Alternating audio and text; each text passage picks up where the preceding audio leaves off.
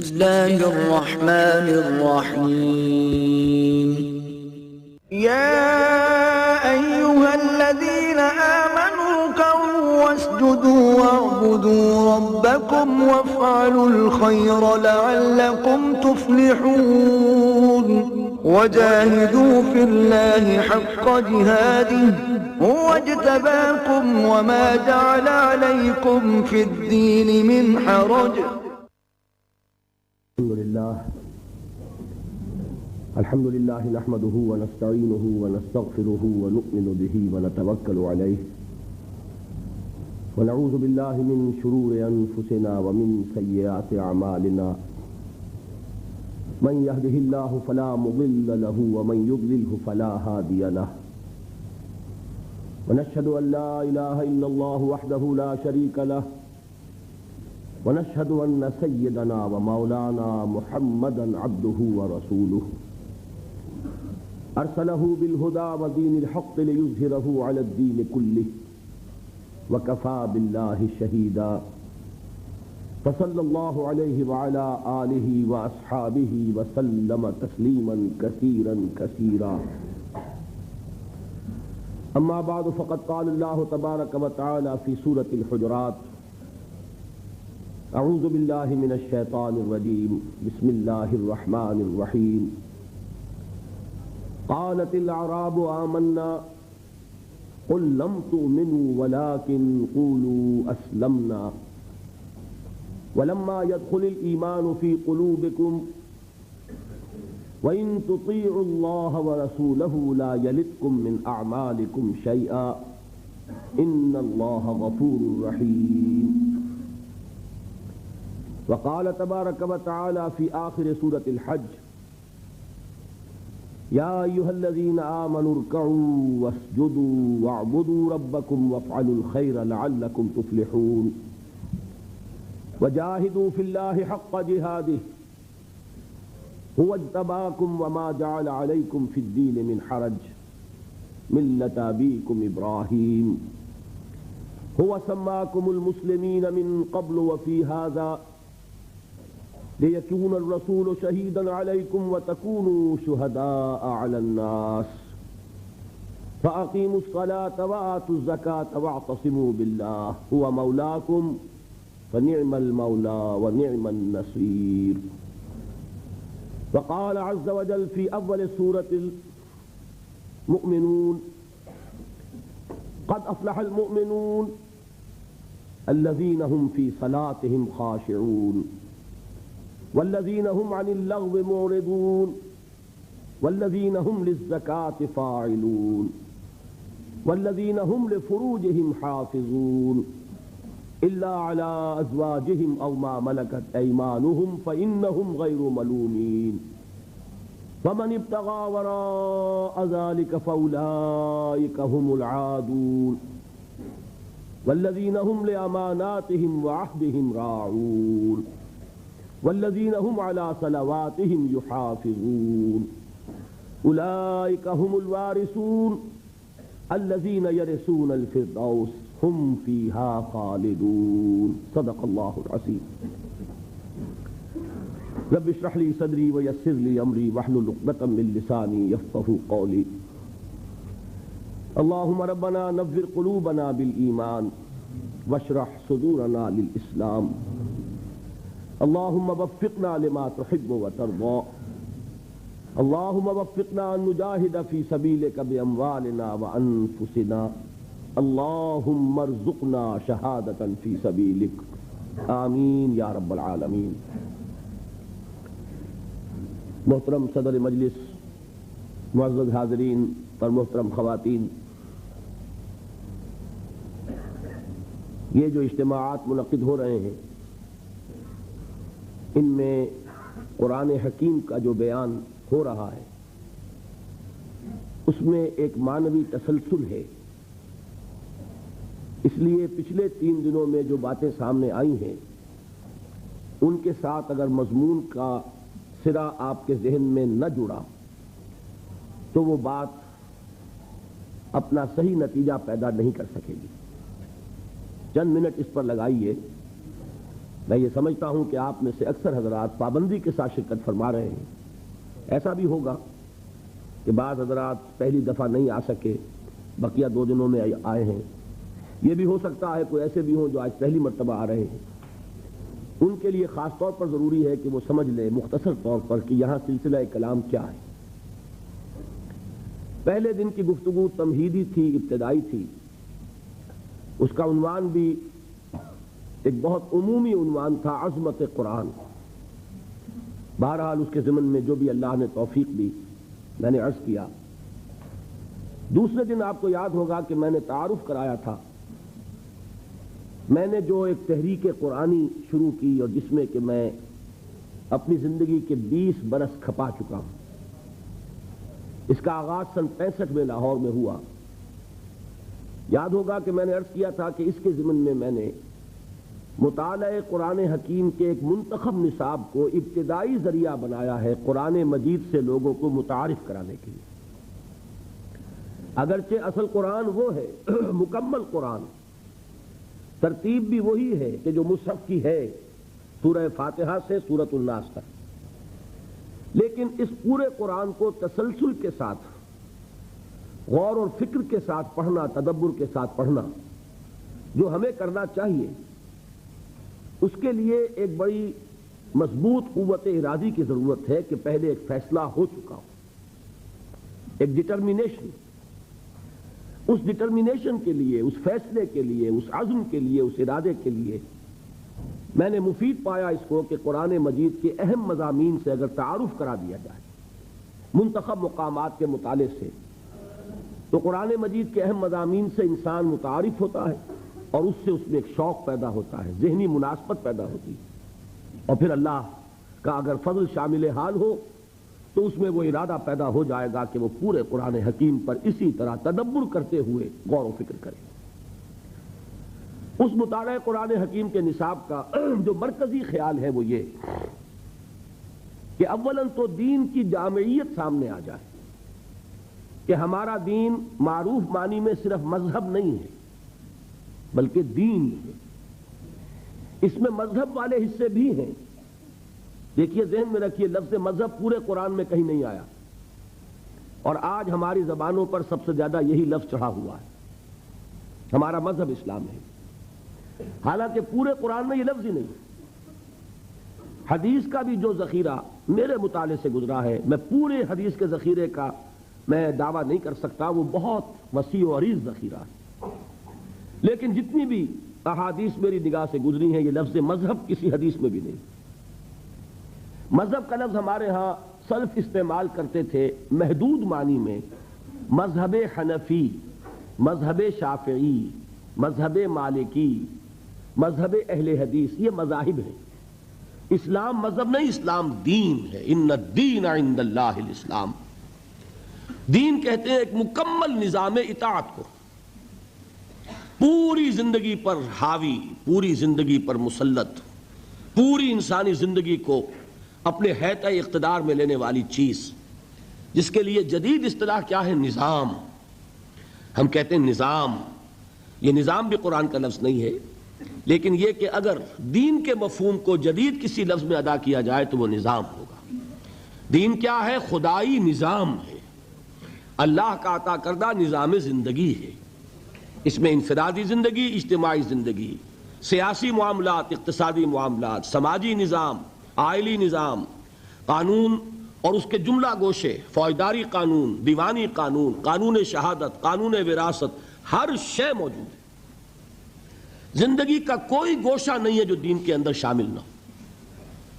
اتنی چھوٹی چھوٹی چیزیں بھی اس دین میں شامل ہیں، جس کے بارے میں ایک واقعہ ہے جس سے وضاحت ہو جائے گی کہ یہود نے مسلمانوں کو کچھ چڑھانا شروع کیا کہ ہم نے سنا ہے تمہارے نبی تمہیں بڑی چھوٹی چھوٹی باتوں کی تعلیم دیتے ہیں. تو کچھ صحابہ نے حضور سے عرض کیا کہ حضور یہ یہودی یہ کہتے ہیں.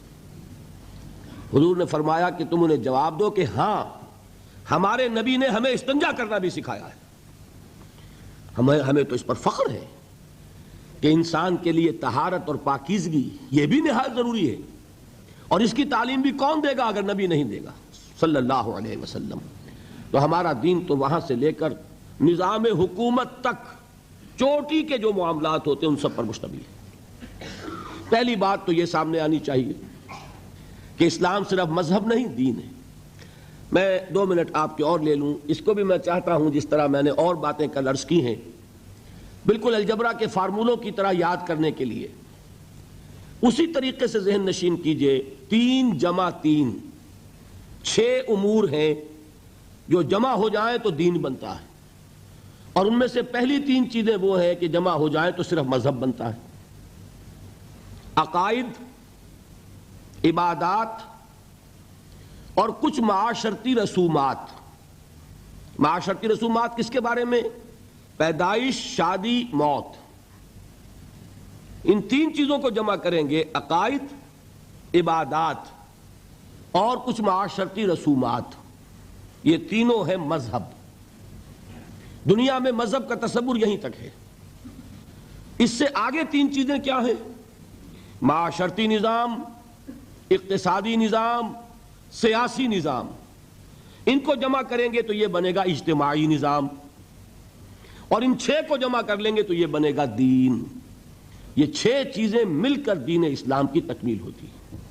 اس میں عقائد بھی ہیں، عبادات بھی ہیں، رسومات بھی ہیں، پیدائش کے ساتھ عقیقہ ہے، موت کے ساتھ تجہیز و تکفین ہے، نہلانا ہے، نماز جنازہ ہے، تدفین ہے، شادی بیاہ کے لیے نکاح ہے، ایجاب و قبول ہے، یہ تمام چیزیں بھی ہیں۔ لیکن ایک مکمل آئینی نظام، مکمل معاشی نظام، مکمل سماجی نظام، مکمل سیاسی نظام بھی ہے۔ تو 3 جمع 3 جمع کیجئے تو یہ در حقیقت دین بنتا ہے۔ پہلی تو اصل میں ضرورت اس بات کی ہے کہ اسے خوب اچھی طرح ذہن نشین کر لیا جائے۔ دوسری چیز کہ جو اس منتخب نصاب میں زیادہ پیش نظر ہے وہ یہ ہے کہ دینی فرائض کیا ہیں، دین ہم سے چاہتا کیا ہے، از روئے قرآن انسان کی نجات کے لوازم کیا ہیں، شرائط کیا ہیں۔ اس لیے کہ میں آج بھی اسی موضوع پر تفصیل سے گفتگو کر کے آیا ہوں دبئی میں، کہ دیکھیے انسان کا تصور فرائض اگر محدود ہو جائے تو اس کا عمل بھی محدود ہو جائے گا۔ سادہ سی مثال دیا کرتا ہوں کہ کسی شخص کو کہیں ملازم رکھا گیا، اسے گن کر 10 کام بتا دیے گئے، یہ 10 کام تمہیں روزانہ کرنے ہیں۔ اب کوئی ایسا حادثہ ہوا اسے 7 کام بھول گئے، صرف 3 یاد رہ گئے۔ مخلص آدمی ہے، محنتی آدمی ہے، لیکن بھول گیا، 7 کام یاد ہی نہیں، 3 یاد ہیں، تو اس کا سارا اخلاص، سارا خلوص، ساری محنت انہی 3 کاموں پہ نکلے گی۔ وہ 3 کام تو وہ کرے گا بڑی اخلاص سے، بڑی محنت سے، جان مار کر، لیکن 7 کام اس میں تو 0 ہوگا، اس لیے کہ وہ تو اس کے سامنے ہی نہیں۔ بتائیے وہ شخص ملازم رکھنے والے اپنے امپلائر کے نزدیک کامیاب ہوگا کہ ناکام؟ خلوص اس کا 100%، محنت اس کی 100%، لیکن ناکام کیوں؟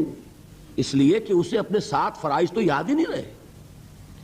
اب آپ سوچئے خدا نہ خواستہ کہیں اگر ایسا ہو کہ ہمیں دین کے بہت سے فرائض یاد ہی نہ ہو، تو جو تھوڑے سے یاد ہیں ان میں اپنا زور لگا رہے ہیں، خلوص سے کر رہے ہیں، تو اللہ تعالیٰ کے ہاں اندیشہ ہے کہ نہیں کہ ناکام قرار پائیں۔ اس لیے بڑی ضرورت ہے کہ دین کے فرائض کیا ہیں، دین ہم سے چاہتا کیا ہے، اس کا تصور واضح ہونا چاہیے۔ اس کے لیے جو میں نے منتخب نصاب مرتب کیا، اس کی جو پہلی صورت ہے اس کا نقطہ آغاز ہے سورۃ العصر، لہذا دوسرے روز تقریر جو ہوئی میری وہ سورۃ العصر پر ہوئی، راہ نجات۔ اس میں بھی میں نے مجموعی طور پر بطریق تذکر جو اس سے مجموعی نتیجے نکلتے تھے ایک دن میں وہ بیان کیے۔ میں نے کیا باتیں عرض کی تھی؟ 4 جمع 4 8 باتیں۔ یہ سورت قرآن مجید کی اولین صورتوں میں سے ایک ہے، یہ سورت قرآن مجید کی مختصر ترین صورتوں میں سے ایک ہے، یہ قرآن مجید کی ادبیت اور فصاحت اور بلاغت میں خاص طور پر سہل ممتنع کی حیثیت سے بہت اونچے مقام پر ہے، اور ان 4 باتوں میں اہم ترین یہ کہ یہ قرآن مجید کی جامع ترین صورت ہے۔ اس لیے میں نے صحابہ کرام کا عمل بتایا کہ 2 صحابی جب آپس میں ان کی ملاقات ہوتی تھی ایک دوسرے سے جدا نہیں ہوتے تھے جب تک ایک دوسرے کو سورۃ العصر سنا نہ لیں، پھر ایک دوسرے کو سلام کرتے تھے علیحدہ ہوتے تھے. کان الرجلان من اصحاب النبی صلی اللہ علیہ وسلم اذا التقیا لم يتفرقا حتى يقرأ احدهما على الاخر سورة العصر ثم يسلم احدهما على الاخر. میں نے آپ کو امام شافعی کے اقوال سنائے. لو تدبر الناس هذه السورة لوسعتهم، اگر لوگ صرف اس ایک سورت پر غور کریں، تدبر کریں، تو یہ ان کے لیے کافی ہو جائے. لو لم ينزل من القرآن سواها لكفت الناس، اگر قرآن میں سے سوائے اس ایک سورت کے کچھ نازل نہ ہوتا تو یہ بھی لوگوں کے لیے کافی تھی. اتنی جامع سورت ہے. چار باتیں اور کیا بتائیں کہ سورۃ العصر کو ایک جملے کی شکل میں اپنے ذہن پر لکھ لیجئے. اللہ تعالی ہمارے لوح ذہن پر بھی کندہ کر دے، لوح قلب کے اوپر بھی اسے نقش کر دے. والعصر ان الانسان لفی خسر الا الذین آمنوا وعملوا الصالحات وتواصوا بالحق وتواصوا بالصبر. زمانے کی قسم ہے یا زمانہ گواہ ہے، تمام انسان خسارے میں ہیں، گھاٹے میں ہیں، ٹوٹے میں ہیں، سوائے ان کے جو ایمان لائے اور انہوں نے نیک عمل کیے اور انہوں نے ایک دوسرے کو حق کی وصیت کی اور انہوں نے ایک دوسرے کو صبر کی تاکید کی. اس سے نتائج کیا نکالے؟ میں نے چار. اس صورت نے ہمارے سامنے کامیابی اور ناکامی کا ایک معیار رکھ دیا ہے.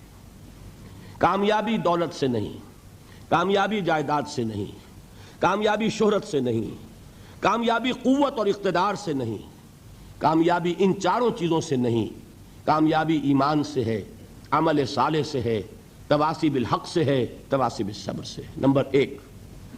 نمبر دو، یہ کامیابی کے اونچے معیار کا ذکر نہیں ہے، ناکامی سے بچنے کی شرائط کا ذکر ہے.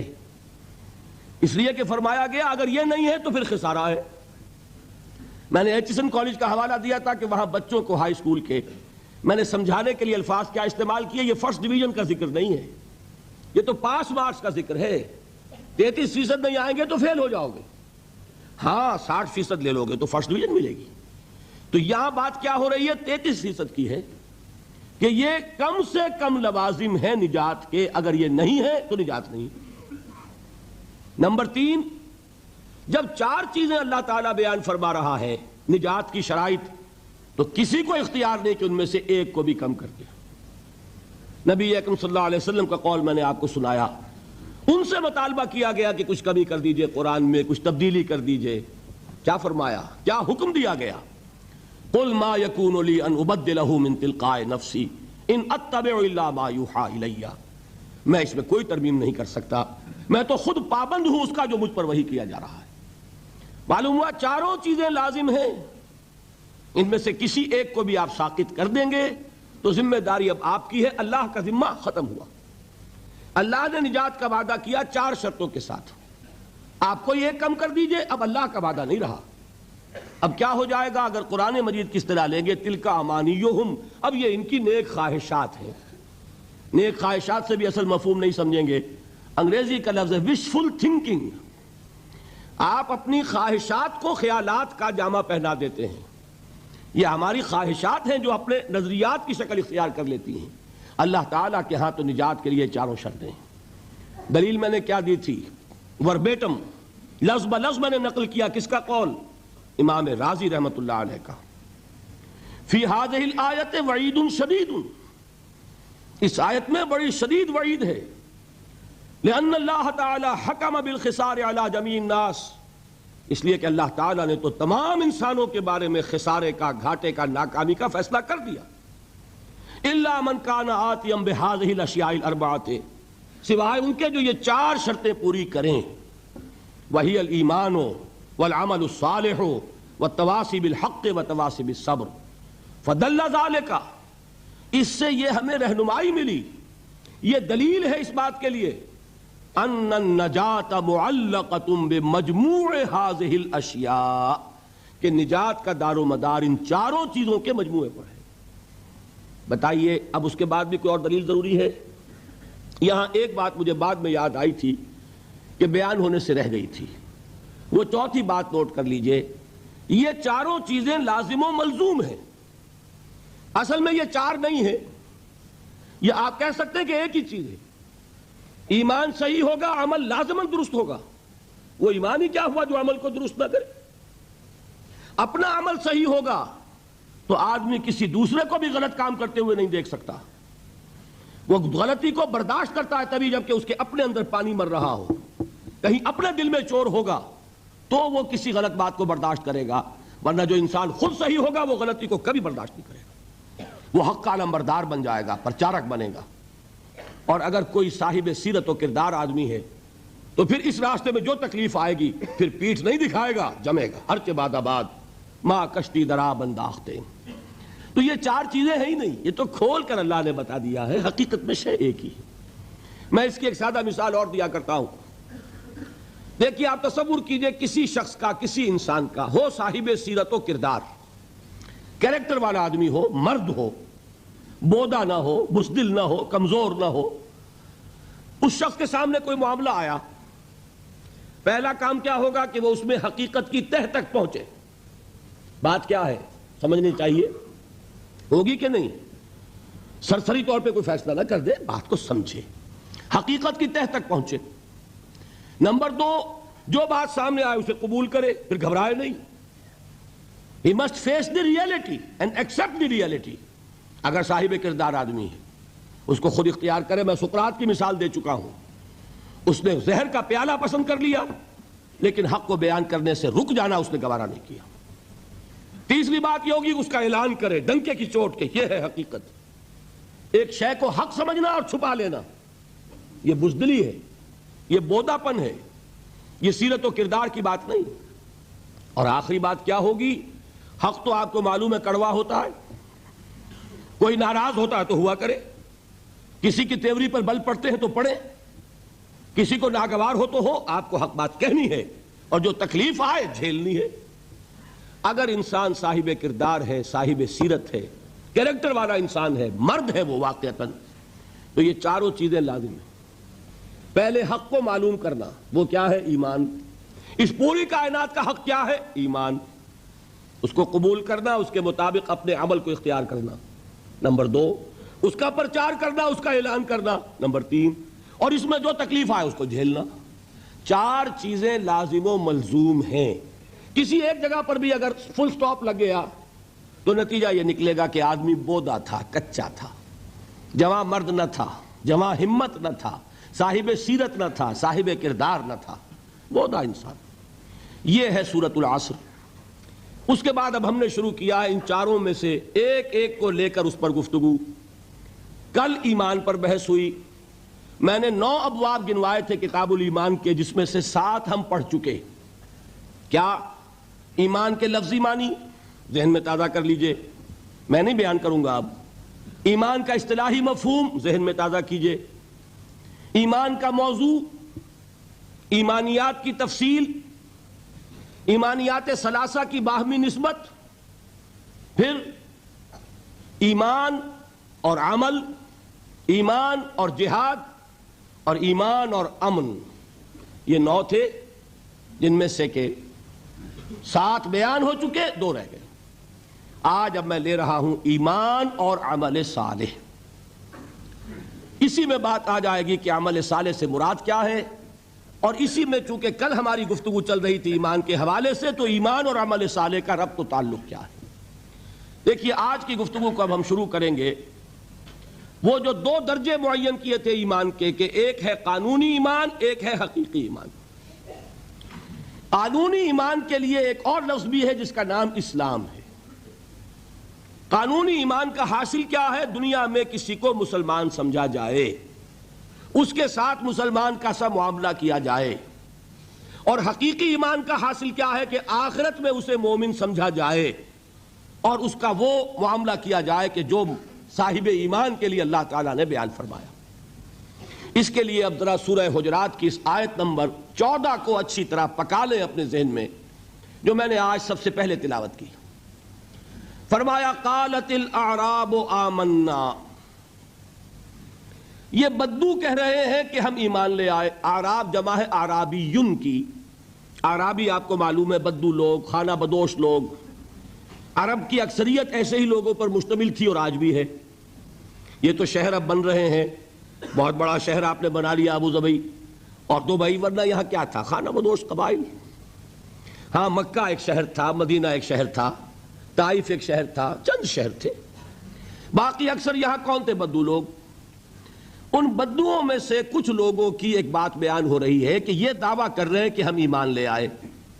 کوئی لفظ مشکل نہیں ہے، قالت الاعراب آمنا، یہ سب بدوؤں کی بات نہیں ہے۔ یہاں الف لام جو آیا یہ لام حصر نہیں ہے، بلکہ یہ خاص لوگوں کو بیان کر رہا ہے۔ حضور سے فرمایا گیا قل، اے نبی ان سے کہہ دیجئے، لم تؤمنوا، تم ہرگز ایمان نہیں لائے ہو۔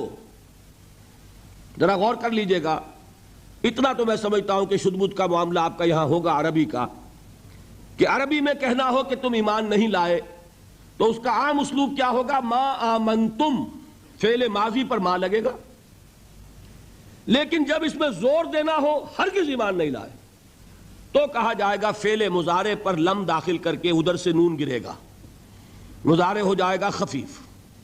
لم تؤمنوا، تم ہرگز ایمان نہیں لائے ہو۔ اچھا ایمان نہیں لائے تو کیا کافر ہو؟ نہیں، یہ بھی نہیں۔ ولیکن قولوا اسلمنا، بلکہ یوں کہو، لیکن وہی ہے جو ہم لیکن کہتے، لیکن وہیں سے آیا ہے، عربی میں لیکن ہے۔ لیکن قولوا، کہو، اسلمنا، ہم اسلام لے آئے۔ بتائیے بات واضح ہو گئی، اسلام اور ہے، ایمان اور ہے۔ ایک گروہ ہے جس کے ایمان کی نفی کلی، ہرگز ایمان نہیں لائے، لیکن ان کا اسلام تسلیم ہے، قبول ہے۔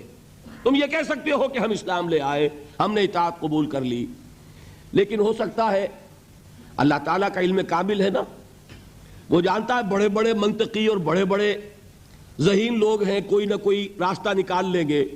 مزید راستہ بند کرنے کے لیے فرمایا وَلَمَّا يَدْخُلِ الْإِيمَانُ فِي قُلُوبِكُمْ، ابھی تک ایمان تمہارے دلوں میں داخل نہیں ہوا۔ اب بات واضح ہو گئی، کوئی اب امکان نہیں رہا، بات واضح ہو گئی کہ ایمان تمہاری زبان پر تو آ گیا ہے، اقرار باللسان تو ہو گیا، at the tip of your tongues تم نے کہہ دیا نشہد ان لا الہ الا اللہ ونشہد ان محمد رسول اللہ، زبان سے تم نے کہہ دیا آمنت باللہ وملائکتہ وکتبہ ورسلہ والیوم الآخر والقدر خیرہ وشرہ من اللہ تعالی والبعث بعد الموت، زبان سے تم نے کہہ دیا آمنت باللہ کما ہوا باسمائہ وصفاتہ وقبلت جمیع احکامہ، اقرار باللسان وتصدیق بالقلب، لیکن یہ سب کچھ زبان سے ہی کہا ہے نا، ابھی دلوں میں یہ بات داخل نہیں ہوئی۔ بات سمجھ میں آئی؟ معلوم ہوا کہ جب تک دل میں داخل نہ ہو مومن نہیں کہہ سکتے۔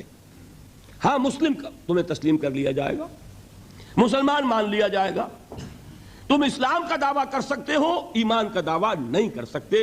ایمان کا دعویٰ حقیقتاً اس وقت ہوگا جبکہ وہ ایمان تمہارے دلوں میں داخل ہو جائے، جاگزی ہو جائے، راسخ ہو جائے۔ اب دیکھیے کسی بھی چیز کو بیان کرنے کا ایک مثبت اسلوب ہوتا ہے، ایک منفی۔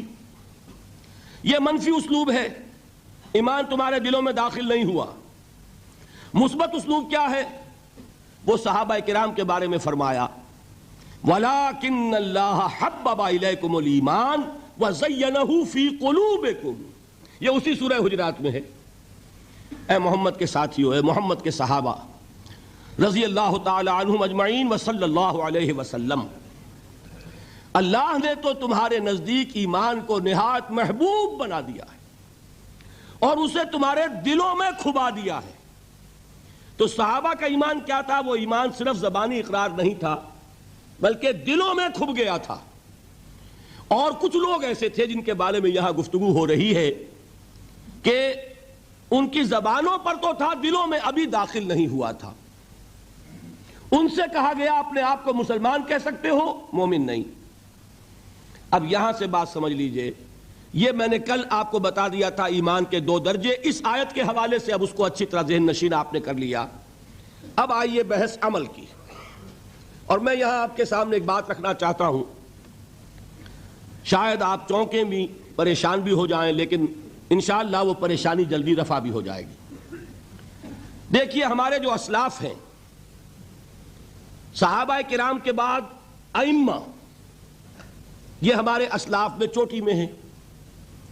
ان اسلاف میں، ان ائمہ میں دو بنیادی قسمیں ہیں۔ ایک محدثین اور ایک فقہا۔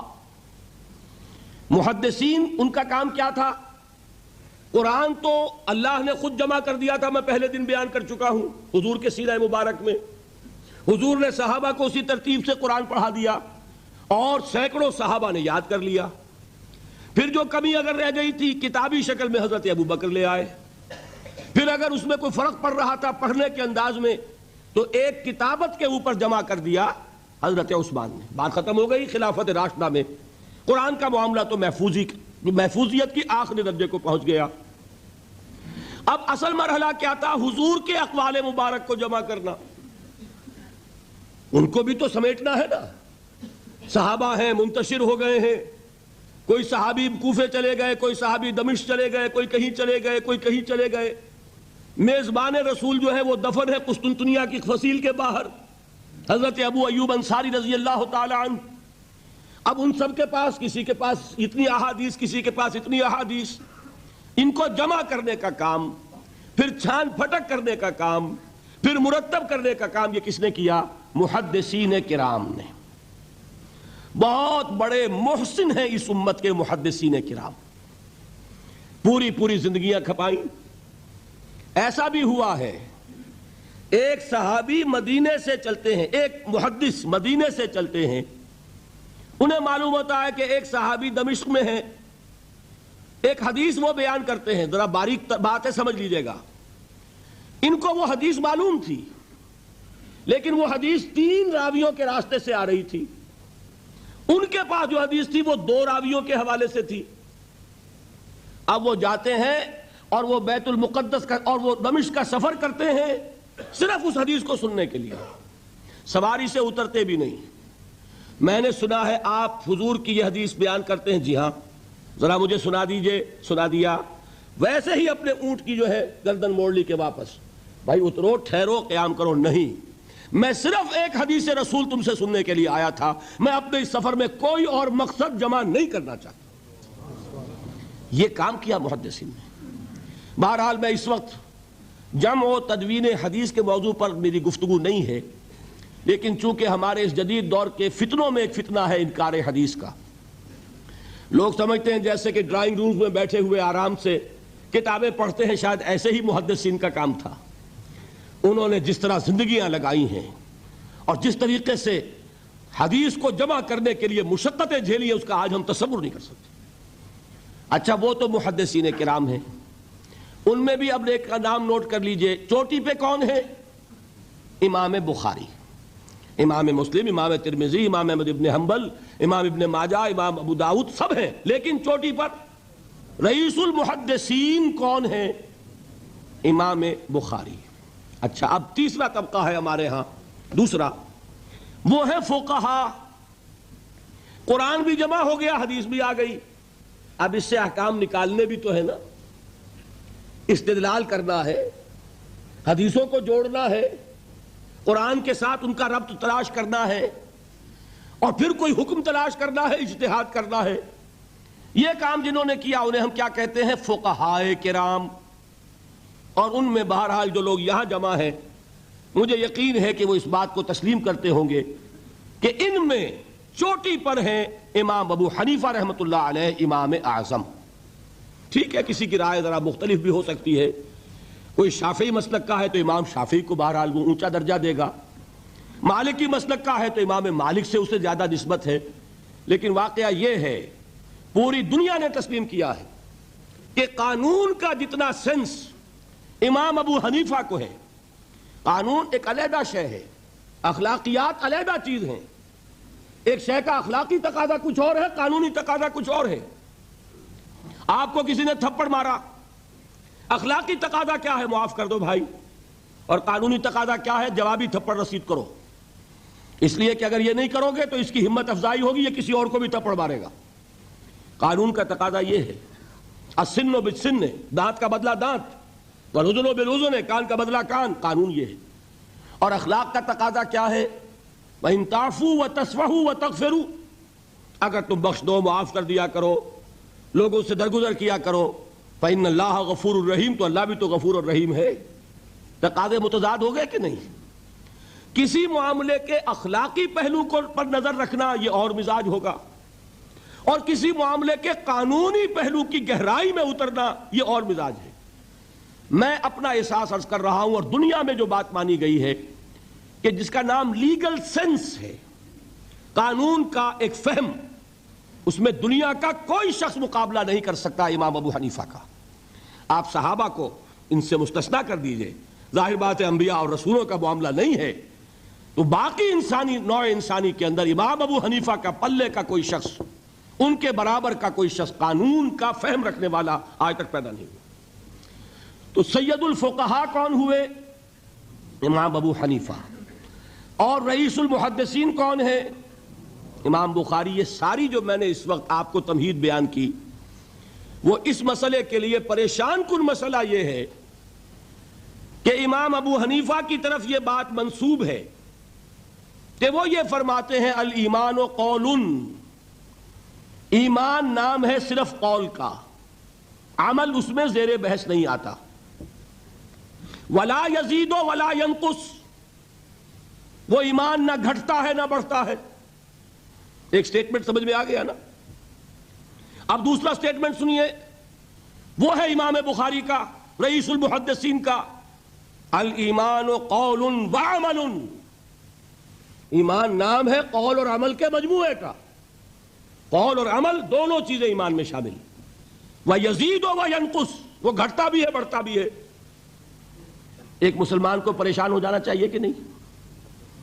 ایمان جیسی بنیادی بات، سارا قصر تو یہیں سے تعمیر ہونا ہے، جڑ بنیاد ایمان ہے۔ ایمان کے بارے میں کوئی 14ویں صدی کے 15ویں صدی ہجری کے کوئی علماء ہوں، بڑے سے بڑے ہوں، ان کا اختلاف ہو جائے تو تشویش نہیں ہوگی۔ یہ کن کے درمیان اختلاف ہو رہا ہے؟ رئیس المحدثین امام بخاری اور سید الفقہاء امام ابو حنیفہ۔ اور کتنا بنیادی اختلاف، بظاہر متضاد باتیں، بظاہر کہہ رہا ہوں میں نے کہا تھا مجھے پہلے آپ کو پریشان کرنا ہے، پھر تاکہ آپ کی سمجھ میں بات آئے یہ پریشانی رفع کیسے ہوتی ہے، اسی سے علم میں اضافہ ہوتا ہے۔ بات جو ہے وہ گہرائی کے ساتھ سمجھ میں آتی ہے کہ مسئلہ پہلے سامنے ہو، مسئلے کی اہمیت سامنے نہیں ہوگی تو آپ توجہ اتنی نہیں کریں گے۔ تو دیکھیے تضاد کتنا ہے، بعد المشرقین جسے کہتے ہیں ہم اپنے محاورے میں، کہ ایک مشرق کی بات ہے تو دوسری مغرب کی ہے۔ الایمان قول، نہیں، الایمان قول وعمل، تضاد ہے نا۔ لا یزید ولا ینقص، نہیں، یزید وینقص، تو یہ تو معلوم ہوتا ہے کہ بہت زبردست اختلاف ہے جو حل نہیں ہو سکے گا۔ اللہ تعالیٰ کا شکر ادا کرتا ہوں، اس نے اس کا حل سمجھایا۔ اور کیسا سمجھایا؟ میں پورے انشراح صدر کے ساتھ کہہ رہا ہوں، اس میں کوئی تصنع نہیں، کوئی تکلف نہیں۔ میرے نزدیک دونوں باتیں 100% درست ہیں۔ یہ نہیں کہ 50% یہ درست 50% وہ درست، نہیں، یہ بھی 100% درست، یہ بھی 100% درست۔ فرق کیا ہے؟ محل مختلف ہے۔ امام ابو حنیفہ قانونی ایمان کی بات کر رہے ہیں اور امام بخاری حقیقی ایمان کی بات کر رہے ہیں۔ قانونی ایمان کے اعتبار سے 100% درست ہے یہ بات کہ وہ صرف قول ہے، عمل نہیں، زیر بحث آئے گا۔ ایک شخص نماز نہیں پڑھتا کافر نہیں ہے، نماز کا منکر ہو جائے کافر، زکوٰۃ نہیں دیتا فاسق ہے، فاجر ہے، کافر نہیں ہے، زکوٰۃ کہہ دے کہ ہے ہی نہیں دین میں، کافر۔ فرشتہ کس نے دیکھا؟ کیا پتا کیسا ہوتا ہے؟ حضور نے بھی اصل فرشتہ اپنی اصل ملکی شکل میں صرف 2 دفعہ دیکھا ہے، ورنہ تو انسانی شکل میں آتا تھا یا نظر ہی نہیں آتا تھا۔ 2 باتیں تھیں، وہی ہو جاتی تھی، نظر کوئی نہیں آتا تھا، یا انسانی شکل میں نظر آیا۔ اصل ملکی شکل میں حضرت جبرائیل کو 2 مرتبہ دیکھا۔ وَلَقَدْ رَآهُ بِالْأُفُقِ الْمُبِينِ وَلَقَدْ رَآهُ نَزْلَةً أُخْرَىٰ عِنْدَ سِدْرَةِ الْمُنْتَهَىٰ، ایک مرتبہ افق مبین پر دیکھا، ایک مرتبہ سدرۃ المنتہا کے پاس جبرائیل اپنی اصل شکل میں ظاہر ہوئے۔ اب ظاہر بات ہے ہم نے تو نہیں دیکھا نا، لیکن ہم مانتے ہیں جبرائیل کو، مانتے ہیں فرشتوں کو، نہیں مانیں گے کافر ہو جائیں گے۔ تو معلوم ہوا کہ قانونی ایمان جس پر دار و مدار ہے کفر اور اسلام کا، اس کا کل دار و مدار صرف قول پر ہے، ماننے پر ہے، اقرار باللسان پر ہے۔ یہ بات آپ نے سنی ہوگی، امام ابو حنیفہ کا قول ہے 100% درست کہ گناہ کبیرہ سے بھی انسان کافر نہیں ہوتا۔ کبیرہ گناہ ہے، شراب پی ہے، کافر نہیں ہے، حد لگا دو۔ حضرت عمر نے اپنے بیٹے پر حد جاری کی۔ ایک مرتبہ مصر میں حد جاری ہو چکی تھی، لیکن حضرت عمر کو احساس ہوا کہ وہاں شاید رعایت کی گئی ہوگی خلیفہ کے بیٹے پر حد جاری کرنے میں، لہذا پھر بلایا اپنے پاس اور دوبارہ حد جاری کی۔ حد جاری کرو لیکن کافر نہیں ہوگا۔ اگر کسی سے زنا ہو گیا ہے، میں آپ کو واقعہ سنا چکا، غامدی خاتون، حد جاری ہو جائے گی، لیکن یہ کہ اس کو کافر نہیں کہہ سکتے۔ کافر کیا کہیں گے؟ میں تو سنا چکا آپ کو کہ ذرا کسی نے کہہ دیا بے حیا عورت تھی تو حضور نے کیسی ڈانٹ پلائی ہے، کتنا اس کا رتبہ بیان کیا ہے۔ اس نے تو وہ توبہ کی ہے کہ مگر مدینے کی پوری آبادی پر اس کو تقسیم کر دیا جائے تو سب کی نجات کے لیے کافی ہو جائے۔ معلوم ہوا تکفیر اور ہے اور کسی کا فاسق و فاجر ہونا اور ہے۔ اس میں حد فاصل انسان کا اقرار ہے۔ البتہ حقیقی ایمان، اب یہاں زمین و آسمان کا فرق آ جائے گا۔ ایمان دل میں اتر جائے تو کون نہیں جانتا کہ دل میں جو بات اتر جائے وہ عمل پر ضرور اثر انداز ہوتی ہے۔ یہ بات سیدھی سی ہے، دل میں یقین ہو عمل اس کے مطابق ہوگا۔ 2 اور 2 4 کی طرح مثالیں دے دوں آپ کو۔ آپ کو یقین ہے آگ جلاتی ہے، آپ ہاتھ ڈالتے ہیں اس میں، کیوں؟ یقین ہے کہ جلاتی ہے، لہذا کوئی شخص ہاتھ نہیں ڈالے گا۔ غلطی سے پڑ جائے تو پڑ جائے، جان بوجھ کے کون ڈالے گا؟ اچھا، میں بلکہ یہاں تک کہا کرتا ہوں کہ یقین تو بڑی دور کی شے ہے، گمان بھی ہو، گمان، اس کا نتیجہ بھی عمل میں نکل آتا۔ کون شخص نہیں جانتا کہ سارے سانپ زہریلے نہیں ہوتے؟ معلوم ہے نا، لیکن جو سانپ ہے پتہ نہیں کم بخت یہ زہریلا ہو، ہے کہ نہیں؟ یقین نہیں ہے کہ یہ زہریلا ہے، ہو سکتا ہے کہ زہریلا ہو، صرف ظن ہے نا، آپ قریب پھٹکتے ہیں اس کے۔ معلوم ہوا کہ یقین تو بڑی شے ہے۔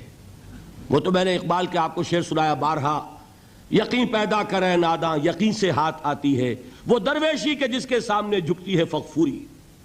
یہ اولیاء اللہ کون تھے؟ صاحب یقین ہی تو تھے، اور کون تھے؟ جن کے سامنے بادشاہ جھکتے تھے۔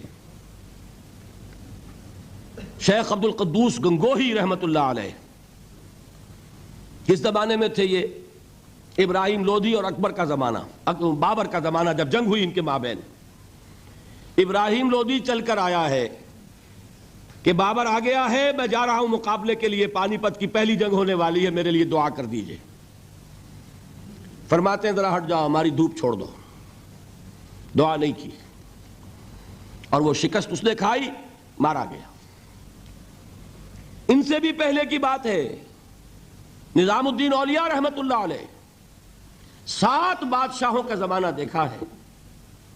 کسی بادشاہ سے ملنے کا تو خیر سوال ہی نہیں، اس کے پاس جانے کا سوال نہیں، کسی کو اجازت نہیں دی حاضر ہونے کی۔ ایک بادشاہ نے کہا کہ آپ کیسے روک سکتے ہیں، میں آ جاؤں گا۔ تو جواب یہ لکھوایا ہے کہ درویش نے اپنے گھر کے 2 دروازے رکھے ہوئے ہیں، بادشاہ ایک دروازے سے داخل ہوگا، درویش دوسرے سے نکل جائے گا۔ بادشاہ چاہتا ہے اذن باریابی، اور سلطان الہند پھر کون ہوا؟ سلطان الہند تو پھر نظام الدین اولیاء ہوئے، جس کی قدم بوسی کے لیے بادشاہ آنا چاہتا ہے اور وہ اجازت نہیں دے رہے، اس لیے ان کا نام ہے سلطان الہند، حضرت نظام الدین اولیاء رحمت اللہ علیہ۔ تو یہ جان لیجئے۔ ایک اور کا واقعہ ابو علی قلندر کا، نواب ٹونک نے جاگیر کے لیے ایک وثیقہ بھیج دیا، ہم نے آپ کی خانقاہ کے لیے اتنے گاؤں کی جاگیر لکھ دی۔ اسی کاغذ کے پشت پر ایک شعر لکھا، ما آبروئے فقر و قناعت نباختیم، با میر خان بگوئے کہ روزی مقدر است۔ جاؤ میر خان سے کہہ دو، نواب ٹونک سے، ہماری روزی اللہ کے ہاں مقدر ہے، لکھی ہوئی ہے، ہم تمہارے ہاتھ اپنے فقر اور درویشی کی عزت بیچنا نہیں چاہتے، لے جاؤ اپنا وثیقہ۔ کون تھے یہ؟ صاحب یقین۔ یقین پیدا کرے ناداں یقین سے ہاتھ آتی ہے، وہ درویشی کہ جس کے سامنے جھکتی ہے فغفوری، شہنشاہ ہند اس نے باریابی چاہے اجازت نہ ملے، وہ یقین کی بات ہے۔ آپ سوچئے یقین پیدا ہو جائے تو کیا ہوگا؟ اس کی ایک شکل تو میں کل آپ کو دکھا چکا، توکل ہوگا، راضی برضا ہوں گے، خوف نہیں ہوگا، حزن نہیں ہوگا، ڈر کاہے کا، میرا محافظ میرا رب۔ اچھا اس نے ہی کوئی چیز میرے لیے لکھ دی ہے تو کون محافظ ہو سکتا ہے؟ اور اللہ سے بچانے والا کوئی ہے؟ اور ہم اللہ کی طرف سے مقرر کردہ کسی چیز سے بھاگیں گے کیا؟ وہ تو ہمارا محبوب ہے، محبوب کی رضا اسی میں ہے، حاضر ہیں ہم۔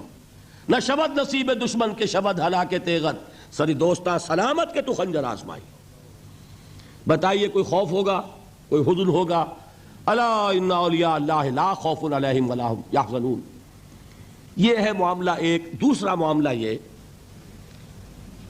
کیا دل میں یہ یقین ہو کہ اللہ ہے اور مجھے دیکھ رہا ہے اور مجھے اس کے حضور میں حاضر ہونا ہے، پھر بھی آپ شراب پی سکیں گے؟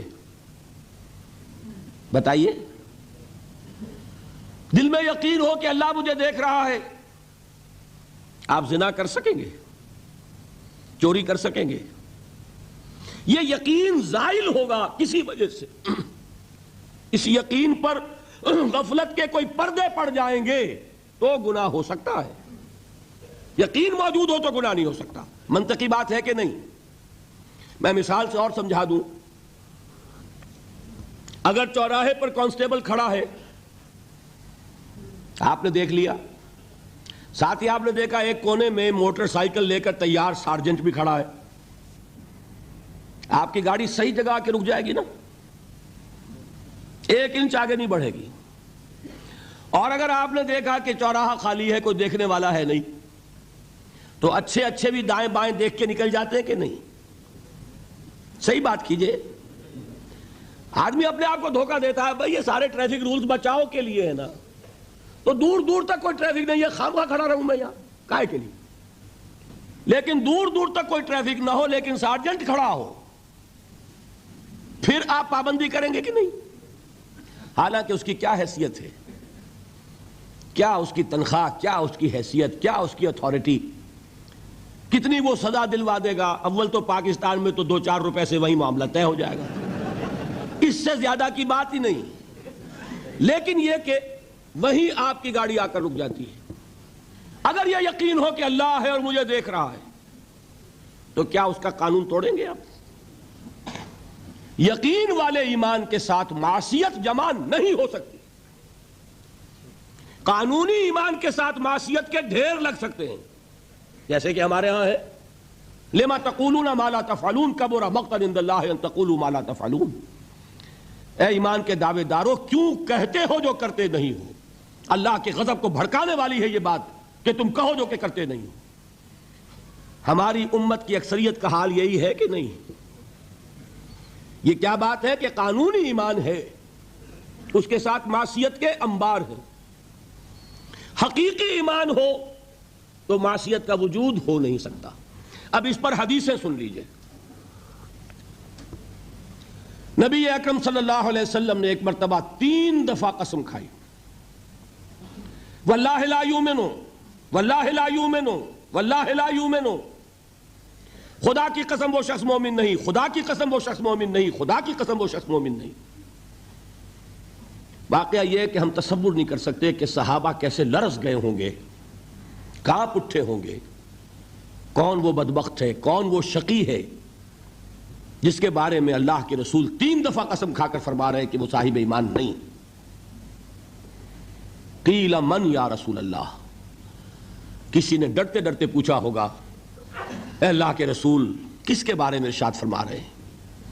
اب جواب سنیے، الذی لا یامن جارہ بوائقہ،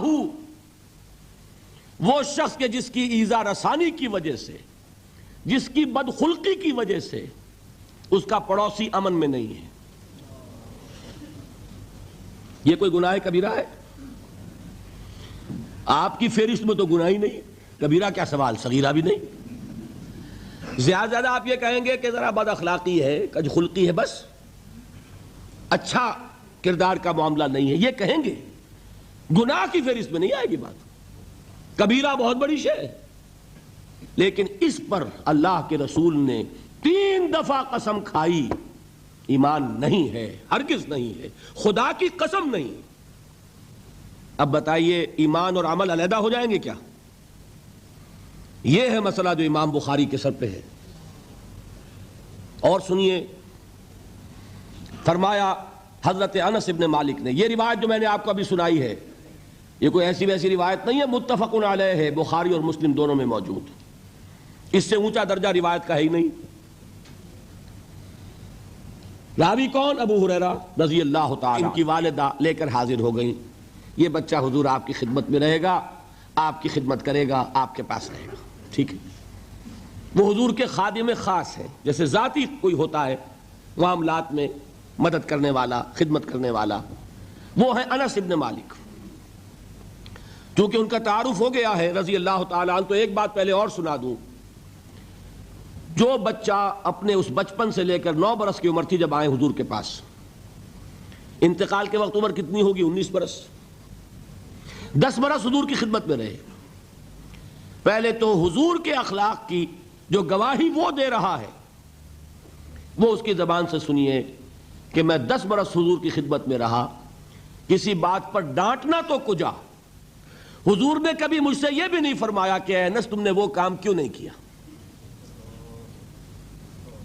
یہ ہے ایک آقا کی حیثیت سے محمد الرسول اللہ صلی اللہ علیہ وسلم کا اخلاق۔ اگر نہیں کیا خود کر لیا، کوئی ڈانٹ ڈپٹ نہیں، حالانکہ بچے ہیں، بچوں کو ویسے بھی ڈانٹ ڈپٹ دیا جاتا ہے، لیکن نہیں۔ اب ان صحابی کی ایک گواہی سنیے، قلما خطبنا رسول اللہ صلی اللہ علیہ وسلم الا قال، فرماتے ہیں کہ شاذ ہی کبھی ایسا ہوا ہوگا کہ حضور نے کبھی خطبہ ارشاد فرمایا ہو اور اس میں یہ الفاظ نہ ہو۔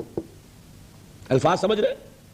جب بھی خطبہ دیتے تھے آپ یہ الفاظ ضرور فرماتے تھے، شاذ کبھی رہ جائے تو رہ جائے، قلما خطبنا رسول اللہ صلی اللہ علیہ وسلم الا قال، کیا فرمایا؟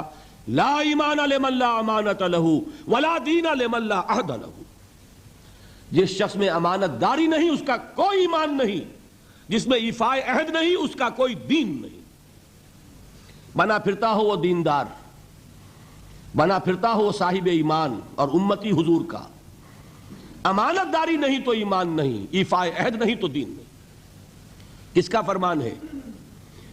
کسی آج کے زمانے کے مفتی کی بات نہ سمجھ لیجئے گا کہ جس کو آسانی سے آپ چاہیں تو رد کر دیں، یہ محمد الرسول اللہ صلی اللہ علیہ وسلم کا فرمان۔ اور سنیے پھر ایک متفق علیہ روایت بخاری اور مسلم کی، راوی پھر کون ہے؟ ابو ہریرہ رضی اللہ تعالیٰ عنہ، فرماتے حضور نے ارشاد فرمایا لا یزنی الزانی حین یزنی وہو مومن ولا یسرق السارق حین یسرق وہو مومن ولا یشرب الخمر حین یشرب وہو مومن، کوئی زانی حالت ایمان میں زنا نہیں کرتا۔ کیسے ممکن ہے؟ ایمان ہو اور زنا ہو جائے، پھر وہ ایمان دھیلے کا ہوا؟ کیا قدر و قیمت اس ایمان کی؟ وہ تو اٹھا کر پھینک دینے کی چیز ہے۔ ایمان اور اخلاق پہ اثر انداز نہ ہو، ایمان اور کردار کو نہ بدلے، ایمان اور عمل کو نہ بدلے تو کس مرض کی دوا؟ پھینکو اٹھا کر۔ نہیں ممکن کہ ایمان ہو اور زنا ہو، نہیں ممکن کہ ایمان ہو اور چوری ہو۔ لا یسرق السارق حین یسرق وہو مومن، کوئی چور حالت ایمان میں چوری نہیں کرتا، کوئی شرابی حالت ایمان میں شراب نہیں پیتا۔ ولا یشرب الخمر حین یشرب وہو مومن، کوئی شراب پینے والا وہ مومن نہیں ہوتا جب وہ شراب پی رہا ہوتا ہے، اس وقت اس کے دل سے ایمان نکل جاتا ہے۔ اب دیکھیے یہاں کیا میں نے کل بتایا تھا نا، مغالطے کیا ہو گئے؟ مغالطے یہ ہو گئے کہ اس کو سمجھ لیا قانونی بات، یہ قانونی بات نہیں ہے، وہ قانونی ایمان کی بات نہیں ہو رہی، یہ حقیقی ایمان کی بات ہو رہی۔ قانونی ایمان کی بات ہو تو یہ کافر ہو گیا، پھر کافر نہیں ہے۔ قانونی ایمان کا دار و مدار قول پر ہے، یہ وہ حقیقی ایمان ہے، قلبی یقین والا ایمان، اس کے بارے میں فرمایا جا رہا ہے۔ وہ دل سے نکل جاتا ہے تو گناہ ہو سکتا ہے، ایک اور حدیث میں حضور نے اس کو اور واضح کر دیا، جب کوئی شخص گناہ کرتا ہے تو ایمان اس کے دل سے نکل کر اور اس کے سر پر منڈلاتا ہے جیسے پرندہ ہو، اگر توبہ کرتا ہے تو واپس لوٹ آتا ہے، توبہ نہیں کرتا تو رخصت ہو جاتا ہے۔ بتائیے کوئی اشتباہ رہ گیا؟ لیکن خدا کے لیے دو انتہاؤں سے اپنے آپ کو بچائیے۔ ایک انتہا یہ کہ اس حدیث کی بنا پر آپ کافر قرار دے دیں۔ یہ غلطی کس سے ہوئی؟ کل بتایا تھا بھائی، کس سے؟ خوارج سے۔ خوارج سے یہی غلطی ہوئی۔ وہ فارسی کا ایک مصرع ہے کہ مردی و نامردی قدم فاصلہ دارد، یہ باریک جیسے بال کا سا فرق ہوتا ہے لیکن زمین و آسمان کے نتیجے نکل آتے ہیں۔ انہوں نے ایسی حدیثوں کی بنا پر یہ فیصلہ کر دیا پھر اگر ایمان نہیں ہے تو کافر ہے۔ اتنا یہ آسانی سے نتیجہ نکل آیا، ایمان نہیں ہے تو کافر ہے۔ لا ایمان لمن لا امانت لہو، کوئی شخص امانت میں خیانت کرتا ہے تو اس میں ایمان نہیں ہے، ایمان نہیں ہے تو کافر ہے، کافر ہے تو مرتد ہے، مرتد ہے تو واجب القتل ہے۔ کہاں سے کہاں بات پہنچ گئی؟ بہت بڑی غلطی، بہت بڑی گمراہی۔ دوسری طرف ایک ہمارے ہاں اور انداز ہے کہ وہ جنت و دوزخ کے فیصلے اور قیامت کے اور آخرت کے فیصلے بھی قانونی اسلام کی بنیاد پر کرتے ہیں۔ انہیں یہ سمجھ لینا چاہیے یہ قانونی اسلام دنیا میں مفید ہے، آخرت میں وہ یقین والا ایمان ہوگا تو مفید ہوگا۔ یہ چیز ذہن سے نکل گئی، اور برا نہ مانیے یہ اہل سنت کے اکثر عوام کے ذہنوں سے یہ بات نکل گئی۔ وہ یہ سمجھتے ہیں ہمارے پاس سرٹیفکیٹ ہے، ہم مسلمان ہیں تو صاحب ایمان ہے، صاحب ایمان ہے تو جنت ہم پر واجب اور دوزخ ہم پر حرام۔ یہ آپ کے دل میں لکھا ہوا ہے کہ نہیں؟ جب دل میں یہ لکھا ہوا ہوگا تو پھر کرو گناہ، کیوں نہ کرو؟ کیوں حرام خوری نہ کرو؟ کیوں رشوتیں نہ لو؟ کیوں بددیانتی نہ کرو؟ جبکہ دوزخ تو آپ پر حرام ہے ہی ہے، آپ کو کوئی چیز نقصان پہنچا ہی نہیں سکتی۔ یہ مرجیہ کا عقیدہ تھا اصل میں، یہ دوسری انتہا تھی جو آج اہل سنت کے اکثر لوگوں کے دلوں میں بات بیٹھ گئی، عوام کے اندر، جہلا کے اندر۔ ان دونوں چیزوں سے بچیے۔ تیسری ایک غلطی کی اہل تشیع نے،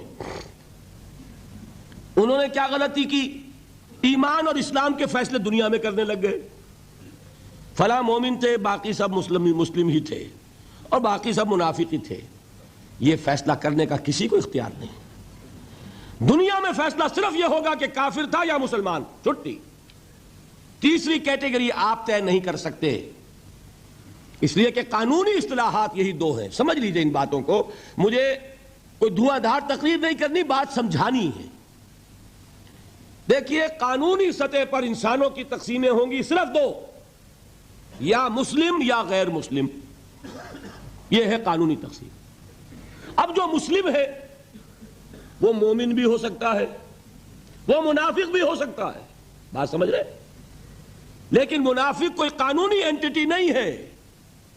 دنیا میں ہم کسی کو منافق نہیں کہہ سکتے، ہاں حضور کہہ سکتے تھے، حضور کو اللہ نے علم دیا تھا، لیکن حضور نے بھی ایسی پہرے داری کی ہے کہ کسی ایک شخص کے بارے میں بھی نہیں فرمایا کہ یہ منافق ہے۔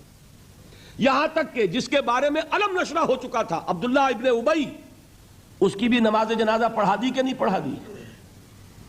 نماز جنازہ کافر کی پڑھی جاتی ہے یا مسلمان کی؟ اس کا مطلب ہے عبداللہ ابن ابی کو بھی حضور نے آخری وقت تک مسلمان تسلیم کیا۔ منافق جو بھی ہے وہ اپنے اندر ہے، اللہ کے ہاں جا کر کھلے گا۔ For all legal purposes a منافق is a مسلم۔ بات سمجھ میں آئی؟ اس لیے کہ لیگل اینٹیٹیز دو ہی ہے، کافر اور مسلم۔ تیسری اینٹیٹی کوئی لیگل نہیں ہے، تیسری کوئی حیثیت قانونی نہیں ہے۔ اب ایک جو مسلم ہے وہ مومن بھی ہو سکتا ہے، منافق بھی ہو سکتا ہے۔ اس کا فیصلہ کہاں ہوگا؟ اللہ کے ہاں۔ ویسے حقیقت نفاق پر مجھے تفصیلی گفتگو کرنی ہے، میں اس کے مسائل اور وہاں اس وقت واضح کروں گا۔ اس وقت ایک بات اور نوٹ کر لیں، دیکھیے اب یہ جن لوگوں نے کچھ الجبرا پڑھا، جیومیٹری پڑھی، تھوڑی سی بھی ان کی سمجھ میں بات آئے گی۔ کچھ گراف بنایا کرتے تھے، زیرو درمیان میں اور رائٹ سائڈ پہ +1 +2 +3 +4 اور لیفٹ پر -1 -2 -3 -4 درمیان میں کیا ہے؟ 0. یہ تیسری شکل بھی ممکن ہے. +1 کیا ہے؟ ایمان کا پہلا درجہ.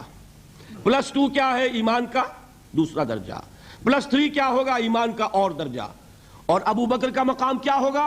+انفینٹی. انتہائی درجے میں وہ پلس ہوتا چلا جائے گا تو وہ ابو بکر کا ایمان ہوگا. ٹھیک ہے.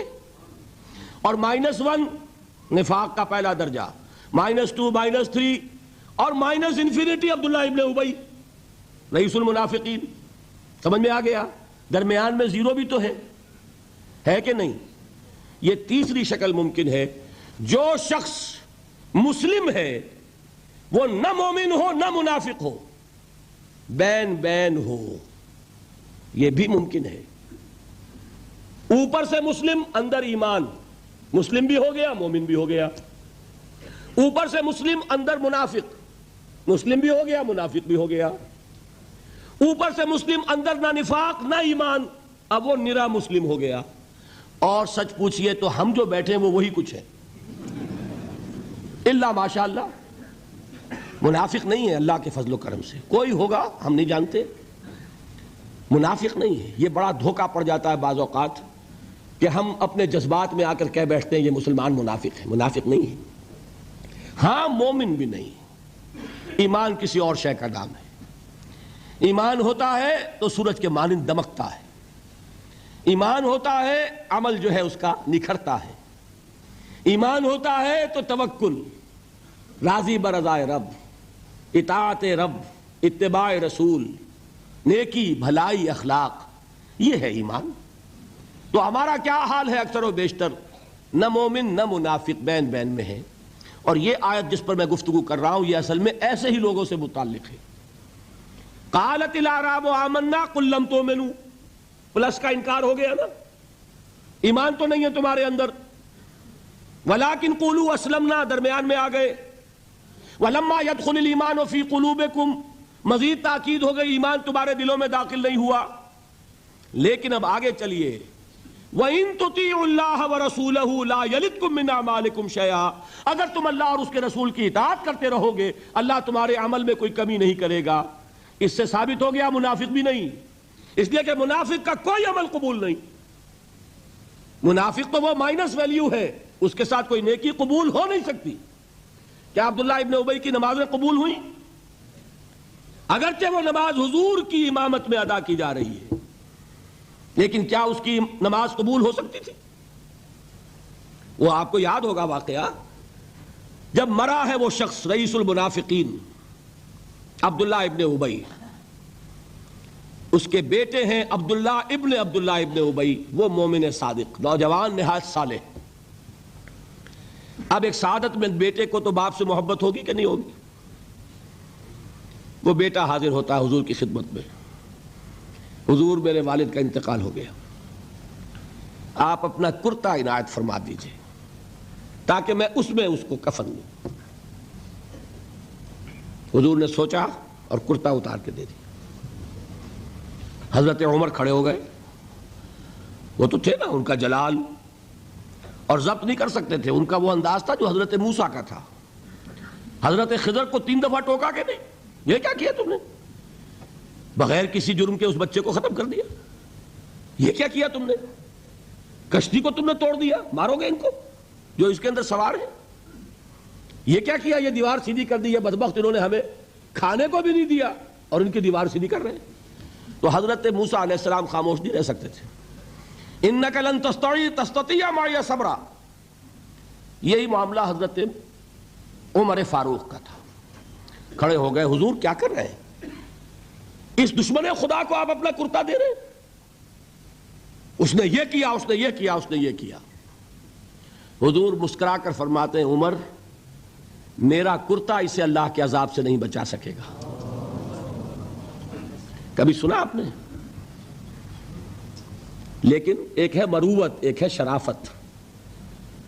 اس نیک اور صالح نوجوان نے آ کر مجھ سے ایک بات کہی، مجھ سے سوال کیا نا، کیا میری شرافت اور مروت اسے گوارا کر سکتی ہے کہ اس کا ہاتھ میں خالی لوٹا دوں؟ لیکن یہ نہیں کہ میرا کرتا اسے عذاب سے بچا لے گا. لیس للانسان الا ما سعى وان سعيه سوف يرى. نہیں ہے انسان کے لیے مگر وہی کچھ جس کے لیے اس نے محنت کی، بھاگ دوڑ کی. جو کمائی کی ہے وہی ملے گا، اور جو کمائی ہے وہ ضائع نہیں کی جائے گی، وہ دکھا دی جائے گی، یہ ہے تمہاری کمائی. تو انسان کا معاملہ تو عمل سے ہے نا. اور میں یہ بھی بتا دوں، لطیف باتیں ہیں یہ کرتا حضور نے دیا کیوں؟ ایک تو آپ کی شرافت اور مروت. اسی شرافت اور مروت کا ایک اور پہلو یہ تھا، حضور اس شخص کا ایک احسان اپنے اوپر سمجھتے تھے. غزوہ بدر میں حضرت عباس حضور کے چچا کفار کی طرف سے آئے تھے، ایمان نہیں لائے تھے اس وقت تک، اور وہ اسیران بدر میں تھے. بدر کی جنگ کے بعد جو قیدی تھے ان میں عباس بھی ہیں رضی اللہ تعالیٰ عنہ. ان کو پاس کرتا نہیں تھا، کرتے کی ضرورت پیش آئی. وہ طویل القامت انسان تھے. عبداللہ ابن ابی نے اس وقت کرتا دیا تھا عباس کو. اس کو محمد الرسول اللہ اپنے اوپر ایک احسان سمجھتے تھے کہ میرے چچا کو اس شخص نے ایک وقت میں کرتا دیا تھا. آج در حقیقت محمد الرسول اللہ صلی اللہ علیہ وسلم نے اپنے اس احسان کا بدلہ چکایا. بہرحال بات جو ہو رہی تھی اس کو سمجھیے. منافق اندر جو کچھ ہے وہ ہے اور اللہ جانتا ہے. اللہ کا رسول جانتا تھا لیکن اس نے اس کو چھپایا اور تاکید کر دی، جس کو بتایا بھی ایک صاحب حضرت حذیفہ ابن یمان. کچھ منافقوں کے نام بتا دیے تھے آپ نے. یہ میں واقعہ آپ کو پورا سناؤں گا جبکہ نفاق پر گفتگو ہوگی، لیکن ساتھ ہی کہہ دیا تھا دیکھنا کسی کو بتانا نہیں، یہ میرا راز ہے تمہارے پاس. اب لوگ ان سے پوچھتے بھی تھے، وہ بتاتے نہیں تھے. ان کا نام پڑ گیا صاحب سر النبی. یہ نبی کے رازدان ہیں، ان کے پاس نبی کا ایک راز ہے، وہ راز ہی رہا. میں بتاؤں گا کہ کس نے پوچھا تھا، وہ تب نفاق کی حقیقت سمجھ میں آئے گی. بہرحال یہ بات سمجھ لیں، قانوناً ایک شخص مسلمان ہے. حقیقت کے اعتبار سے اس کی تین شکلیں ہو سکتی ہیں. یا مثبت طور پر مومن اور ایمان کے درجات بے شمار ہوں گے، +1 سے لے کر +انفینٹی تک. یا منفی طور پر منافق، -1 سے لے کر اور -انفینٹی تک. اور درمیان میں ایک زیرو کا مقام بھی ہے، نہ منافق نہ مومن، بس وہ مسلمان ہے. وہ ہے جس کو فرمایا گیا ان تطیعوا اللہ ورسولہ.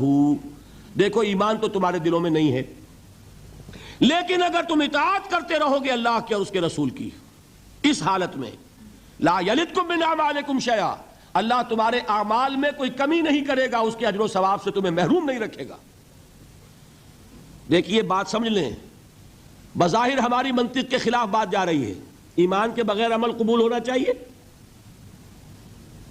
بڑی آسانی سے آپ کہہ دیں گے نہیں ہونا چاہیے، لیکن آپ سوچ لیجئے سب سے زیادہ خطرہ پھر ہمیں کو ہوگا کہ ہماری یہ نمازیں بھی قبول ہوں گی کہ نہیں ہوں گی. وہ ایمان ہے کہ نہیں ہے؟ وہ دلی یقین والا ایمان، قانونی ایمان تو ہے، سب کو ہے، میرے پاس بھی ہے، آپ کے پاس بھی ہے. یہی وجہ ہے دیکھیے کہ اللہ تعالیٰ نے اپنی یہاں 2 صفات کا حوالہ دیا. یہ جو قرآن مجید کی آیات عموماً ختم ہوتی ہیں اللہ کے اسماء و صفات پر، وَهُوَ السَّمِيعُ الْبَصِيرُ وَهُوَ الْعَزِيزُ الْحَكِيمُ وَهُوَ الْعَلِيمُ الْخَبِيرُ. تو آپ کا کیا خیال ہے الٹا پاتی ہیں؟ یہ بڑی حکمت کے ساتھ آتی ہیں، مضمون کے ساتھ، مناسبت کے ساتھ. اللہ کی صفات، اللہ کے نام خاص سبب ہے. یہاں فرمایا آیت ختم ہوئی ان اللہ غفور الرحیم.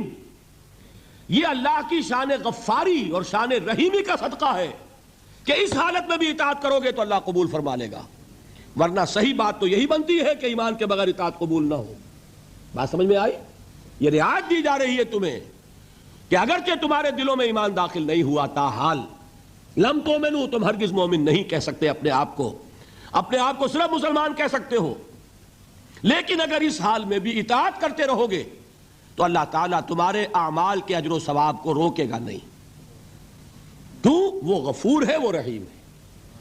قالت الاعراب آمنا قل لم تؤمنوا ولكن قولوا اسلمنا ولما يدخل الايمان في قلوبكم وان تطيعوا الله ورسوله لا يلدكم من اعمالكم شيئا ان الله غفور رحيم. منطقی بات یہ بنتی جب تک مثبت طور پر ایمان دل میں نہ ہو کوئی عمل قبول نہ ہو، لیکن اللہ غفور ہے، اللہ رحیم ہے، اس کی شان غفاری کا صدقہ ہے، اس کی شان رحیمی کے طفیل یہ رعایت کی جا رہی ہے اس حال میں بھی اطاعت کرتے رہو گے تو اللہ تعالیٰ تمہارے اجر و ثواب کو ضائع نہیں کرے گا۔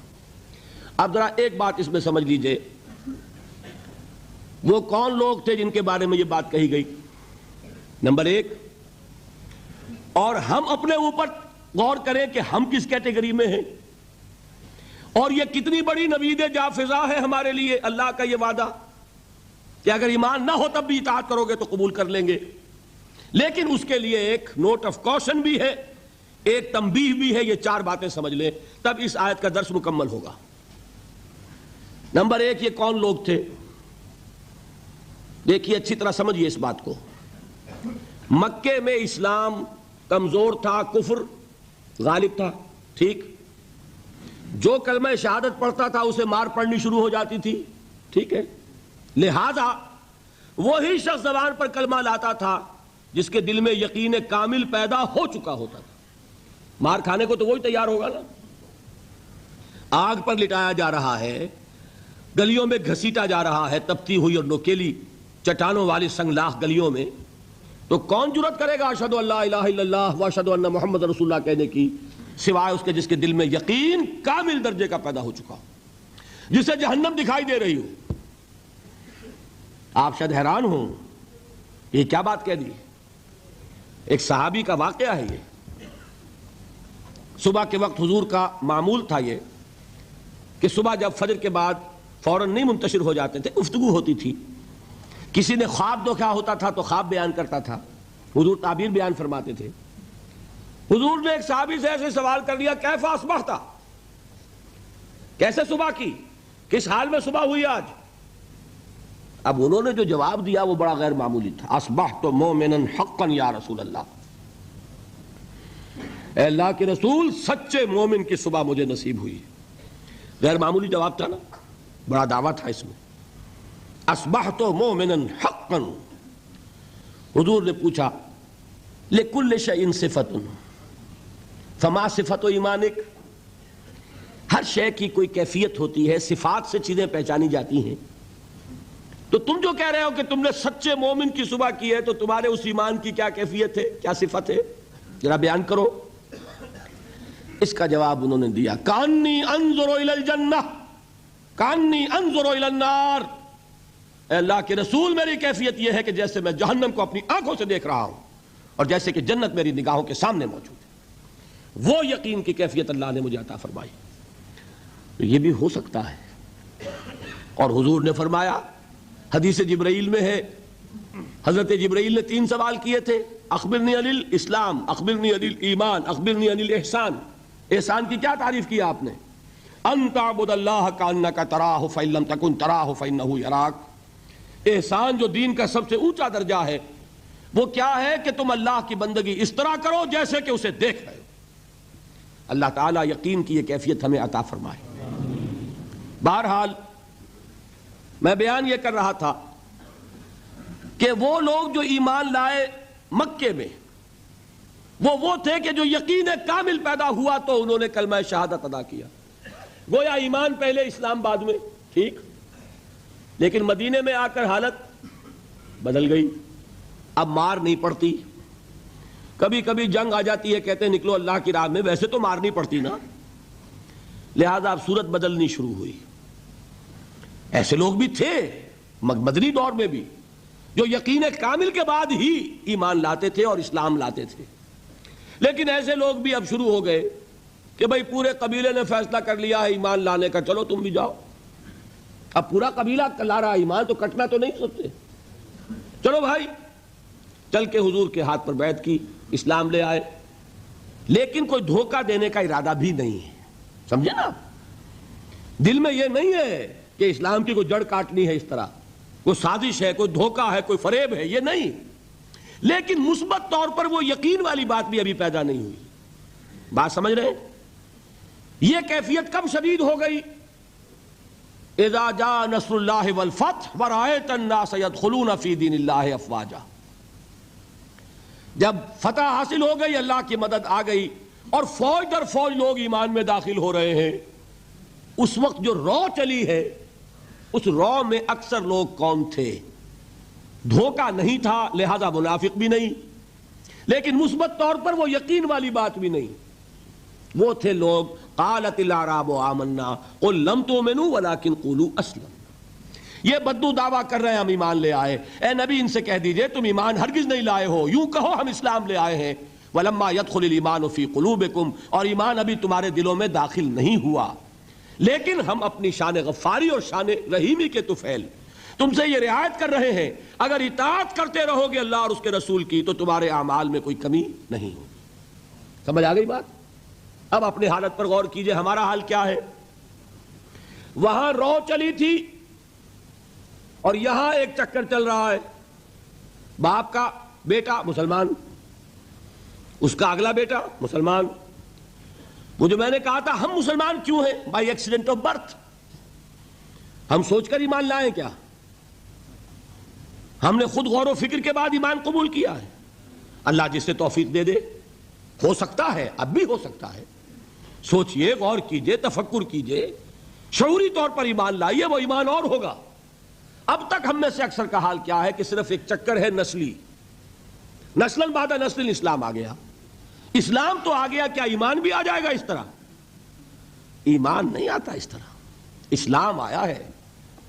ہمارا حال کیا ہے اکثر و بیشتر؟ وہ اسی آیت کے مصداق ہے. قالت الاعراب آمنا قل لم تؤمنوا ولکن قولوا اسلمنا ولما يدخل الايمان في قلوبكم.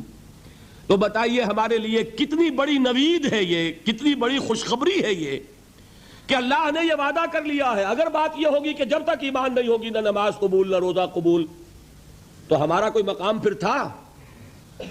اللہ نے کتنی بڑی اپنی رحمت فرمائی, کتنا فضل فرمایا. اس حالت میں بھی اطاعت کرو گے تو اللہ تمہارے اعمال کا اجر و ثواب عطا کر دے گا. اب چوتھی چیز, نوٹ آف کوشن, یہ اطاعت ہونی چاہیے کلی اطاعت, جزوی نہیں. جزوی اطاعت اطاعت نہیں. اللہ کے 10 احکام ہیں, 5 آپ نے مان لیے, 5 آپ نے ٹھوکر مار دیے. کیا کہیں گے اسے؟ یہ اطاعت ہے؟ سمجھ لیجئے, یہ جزوی اطاعت اطاعت نہیں. اس پر تو اللہ کا غضب بھڑکتا ہے. افتؤمنون ببعض الکتاب وتکفرون ببعض, کیا تم ہماری شریعت, ہماری کتاب, ہمارے قانون, اس کے کچھ حصے کو مانتے اور کچھ کو نہیں مانتے؟ فما جزاء من يفعل ذلك منكم الا خزي في الحياة الدنيا ويوم القيامة يردون الى اشد العذاب. جو کوئی بھی یہ طرز عمل اختیار کرے گا اس کی سزا اس کے سوا اور کچھ نہیں ہے کہ دنیا میں انہیں ذلیل و خوار کر دیا جائے اور قیامت کے دن شدید ترین عذاب میں جھونک دیا جائے.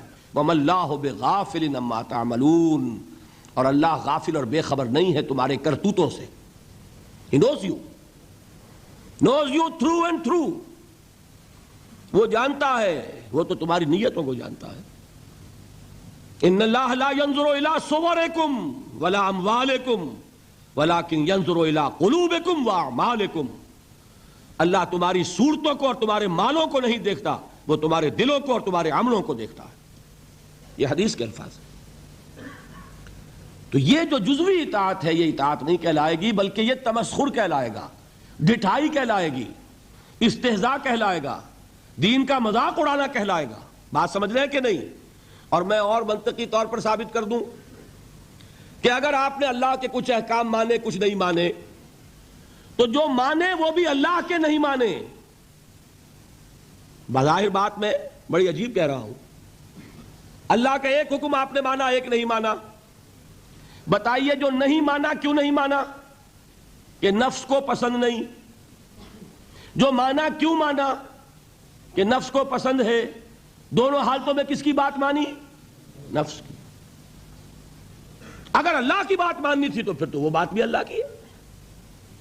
جب آپ نے اللہ کی ایک بات رد کر دی, کیوں؟ کہ نفس کو پسند نہیں. اور جو مانی تو اس لیے مانی کہ نفس نے ویٹو ہے, اوکے کر دیا, ٹھیک ہے. تو اصل آپ کا افسر کون ہوا؟ نفس یا اللہ؟ اللہ کا حکم ہوتا تو جو حکم ہے وہ ماننا پڑے گا. معلوم ہوا کہ آپ نے ویٹو دیا ہوا ہے نفس کو, تو جس کے پاس ویٹو اسی کی اطاعت. بظاہر آپ اللہ کا حکم مان رہے ہیں, حقیقت میں اپنے نفس کا حکم مان رہے ہیں. اللہ کہ آپ کی اطاعت کلی ہو, جو اللہ کا حکم سر تسلیم خم. ہاں یہ ہو سکتا ہے وقتی طور پر کوئی خطا ہو جائے، جذبات کی رو میں آپ بہہ گئے، غلطی ہو گئی، ایسا جب بھی ہوتا ہے فوراً توبہ کرتا ہے انسان۔ جذبات کا معاملہ ہوتا ہے جیسے کہ طوفان آتا ہے پہاڑی علاقے میں، میدانی علاقے میں سیلاب آئے گا تو آہستہ آہستہ آتا ہے اور آہستہ آہستہ اترتا بھی ہے، پہاڑی علاقے میں سیلاب آتا ہے تو طوفانی شکل میں آتا ہے، فوراً ختم بھی ہو جاتا ہے نا ایسا؟ جذبات کا معاملہ یہ ہوتا ہے، طوفان کی طرح جذبات چڑھے، اس وقت آپ سے غلطی ہو گئی، فوراً اتر جائے گا طوفان اور آپ پچھتائیں گے یہ میں کیا کر بیٹھا، فوراً رجوع کریں گے، فوراً توبہ کریں گے۔ ایسے شخص کی توبہ کو قبول کرنا اللہ نے اپنے ذمے قرار دیا ہے۔ انما التوبۃ علی اللہ للذین یعملون السوء بجہالۃ ثم یتوبون من قریب، اللہ تعالیٰ کے ذمے ہے اپنے ایسے بندے کی توبہ قبول کرنا جو کہیں جہالت میں، نادانی میں، جذبات کی رو میں بہ کر غلط کام کر بیٹھتا ہے لیکن فوراً ہی توبہ کرتا ہے۔ البتہ جان بوجھ کر آپ نے with cold reasoning، جیسے آپ کہتے ہیں نا cold blooded murder، ایک ہے جذبات میں آ کے کسی کو قتل کر دیا، آپ کا کوئی ارادہ نہیں تھا، آپ جا رہے تھے، جاتے ہوئے آپ کا کنگا لگ گیا کسی کو، وہ اللہ کا بندہ ایسا غسیل نکلا اس نے ماں کی گالی دے دی آپ کو، آپ کا چڑھ گیا پارا اور آپ نے جو اس کے ایک رسید کیا مر گیا، تو کیا آپ کا ارادہ تھا اس کو قتل کرنے کا؟ نہیں تھا۔ جیسے حضرت موسیٰ نے قبطی کے ایک گھونسا مارا، فَوَقَذَهُ مُوسَىٰ فَقَضَىٰ عَلَيْهِ، وہ ایک گھونسے میں ختم ہو گیا، کیا موسیٰ کا ارادہ قتل کا تھا؟ نہیں۔ یہ اور 6 ہے اور ایک ہے آپ گھر سے ہی چلے ہیں، آج مجھے اس کی جان لینی ہے، پستول لے کر چلے، سنبھال کر چلے، گولیاں گن کر چلے اور تاک میں رہے کہاں موقع ملتا اور آپ نے مارا، اس کو کہتے ہیں کولڈ بلڈڈ مرڈر۔ اسی طریقے سے ایک گناہ وہ ہے جو سوچ سمجھ کر ہوتا ہے، وہ گناہ کون سا ہوتا ہے؟ اجی کیا کریں، کام نہیں چلتا، سودی کاروبار تو کرنا ہی ہے، یہ جذباتی بات ہے؟ نہیں، یہ آپ کی سوچی سمجھی رائے ہے۔ روکھی سوکھی نہیں کھانی بھائی، کھانے پراٹھے ہی ہیں، لہذا سودی کاروبار کیے بغیر چارہ نہیں، یہ تو سوچی سمجھی بات ہے بھائی۔ یہ ہے وہ گناہ، یہ ایک گناہ بھی آپ کی پوری نیکی کو ختم کر دے۔ فما جزاء من يفعل ذلك منكم الا خزي في الحياة الدنيا ويوم القيامة يردون الى اشد العذاب۔ اہل علم کی توجہ کے لیے عرض کر رہا ہوں، یہ مفہوم ہے اس آیت کا، بلا من کسب سیئۃ واحاطت به خطیئته فاولئک اصحاب النار هم فیہا خالدون۔ جان بوجھ کر بڑا گناہ مستقل طور پر اپنی زندگی میں اس کو قائم کر لینا، وہ ایک چیز بھی، ایک مچھلی سارے تالاب کو گندا کر دے گی۔ بات سمجھ میں آ گئی؟ 4 چیزیں بتائیں، یہ آیت کن کے بارے میں نازل ہوئی؟ وہ تھے، ہم پر 100% منطبق ہوتی ہے۔ اللہ کا بڑا فضل ہے کہ اس حال میں بھی اس نے اطاعت کو قبول کرنے کا وعدہ کیا، لیکن یہ اطاعت کلی ہوگی، جزوی نہیں۔ 4 باتیں یاد رہیں گی۔ اب آئیے ایک بات اور بیان کر کے آج کا بیان ختم کر دوں گا۔ ابھی تو وہ امام بخاری اور امام ابو حنیفہ رحمہم اللہ کی بات کا ایک حصہ مکمل ہوا نا۔ الایمان قول نہیں، الایمان قول و عمل، جو وہ بات کہہ رہے ہیں وہ قانونی ایمان ہے جس کی بنیاد پر اسلام یا کفر کا فیصلہ ہوگا، جو وہ بات فرما رہے ہیں وہ حقیقی ایمان ہے جس کی بنیاد پر آخرت میں فیصلے ہوں گے۔ یہ بھی 100% صحیح، یہ بھی 100% صحیح، دونوں چیزیں جڑ گئیں کہ نہیں؟ دوسرا حصہ کیا تھا؟ امام ابو حنیفہ کیا فرماتے رحمت اللہ علیہ؟ لا یزید ولا ینقص، ایمان ایک جامد شے ہے، نہ گھٹتی ہے نہ بڑھتی ہے۔ امام بخاری رحمت اللہ علیہ کیا فرماتے؟ یزید و ینقص، نہیں، بڑھتی بھی ہے گھٹتی بھی ہے۔ پھر وہی بوت المشرقین، اس کا کیا ہوگا؟ How to reconcile these 2 statements? یہ بھی 100% درست، یہ بھی اور یہ بھی۔ دیکھیے قانونی ایمان کا حاصل کیا ہے؟ A legal status in this world, آپ کو ایک قانونی حیثیت حاصل ہوتی ہے، مسلمان کے حقوق حاصل ہو گئے، آپ اسلامی ریاست میں ووٹ کا حق رکھتے ہیں، اسلامی ریاست کے صدر بھی بن سکتے ہیں، لکھا ہوتا ہے نا کہ یہاں صدر صرف مسلمان ہو سکتا ہے، تو قانونی بات ہو گئی نا، دستوری قانونی۔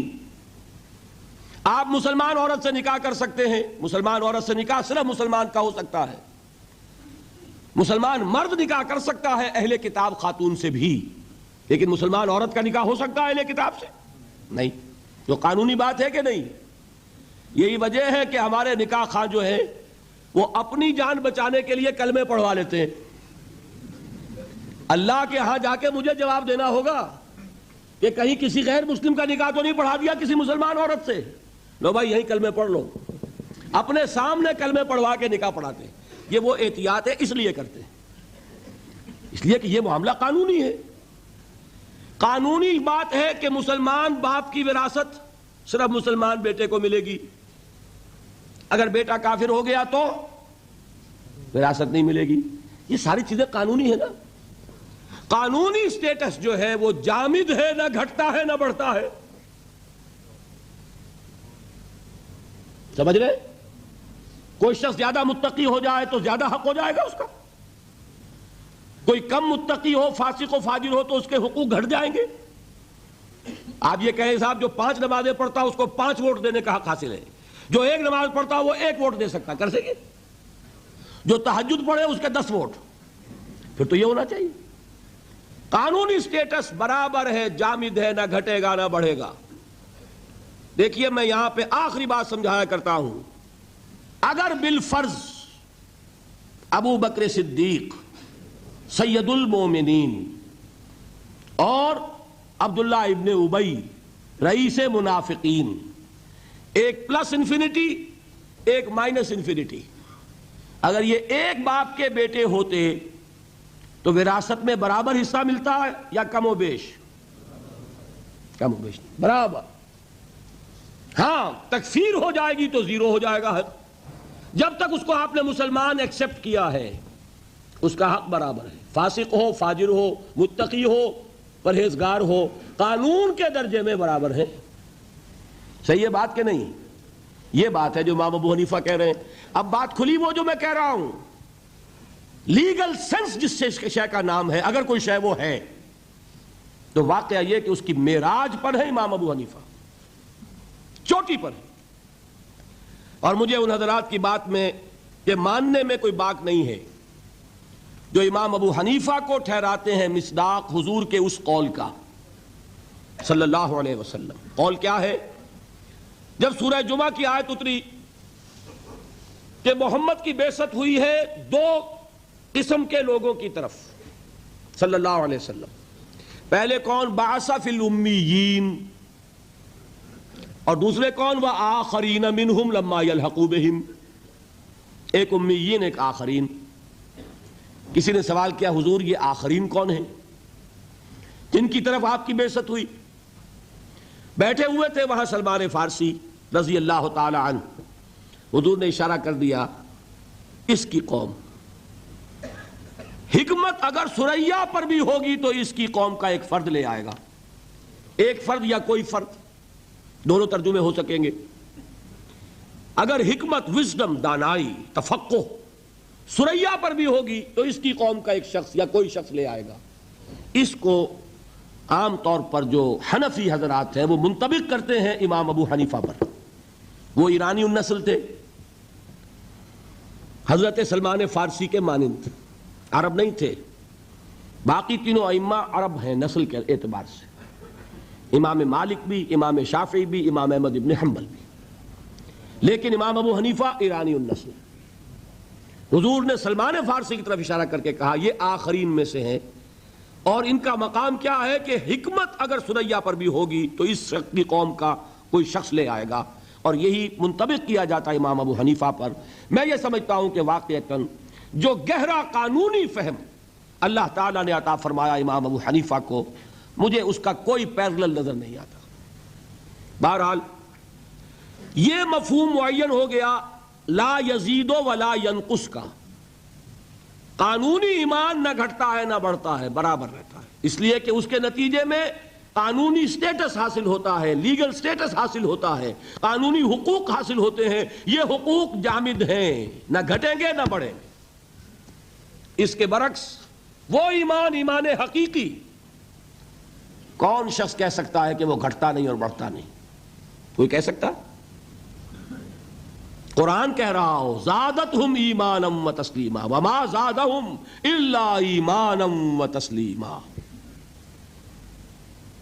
لیزدادوا ایمانا مع ایمانہم، تاکہ اضافہ ہو ان کے ایمانوں میں اور ایمان کا۔ غزوہ احزاب میں جو لوگ ثابت قدم رہے وما زادتہم الا ایمانا و تسلیما، ان کے اس صبر نے، ثبات نے، استقلال نے ان کے ایمان اور ان کی تسلیم و رضا کی کیفیت میں اضافہ کر دیا۔ تو ایمان کا اضافہ یہ تو قرآن سے ثابت، اور آپ کا تجربہ نہیں ہے؟ کسی صاحب یقین کے پاس بیٹھیں اگر صحبت میں کچھ لمحے تو آپ کو اپنے اندر بھی کچھ حرارت بڑھتی نظر آئے گی کہ نہیں ایمان کی؟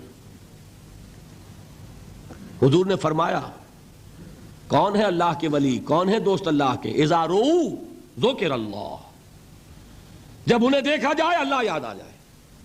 ایسے لوگ ہیں، ان کی صحبت میں بیٹھیں گے دین کی طرف لگن بڑھے گی، دین کا جذبہ بڑھے گا۔ یہ کیا ہے؟ یہ ایمان ہے۔ اور آوارہ اور بدقماش اور فحش گو اور لطیفہ گو اور یاوہ گو قسم کے لوگوں کے پاس بیٹھیں گے، ایمان گھٹے گا کہ نہیں؟ سیدھی بات ہے۔ قرآن پڑھیں گے ایمان بڑھے گا، فحش ناول پڑھیں گے ایمان گھٹے گا۔ یہ ایمان تو وہ شے ہے، دیکھیے قلب کو کہتے ہی قلب اس لیے ہے، اسے کسی حالت پر قرار ہی نہیں۔ قلب کے کیا معنی؟ بدلنا، قلب ماہیت، کیفیت بدل گئی، انقلاب، نظام بدل جانا۔ یہ قلب جو ہے یہ ٹکتا ہی نہیں۔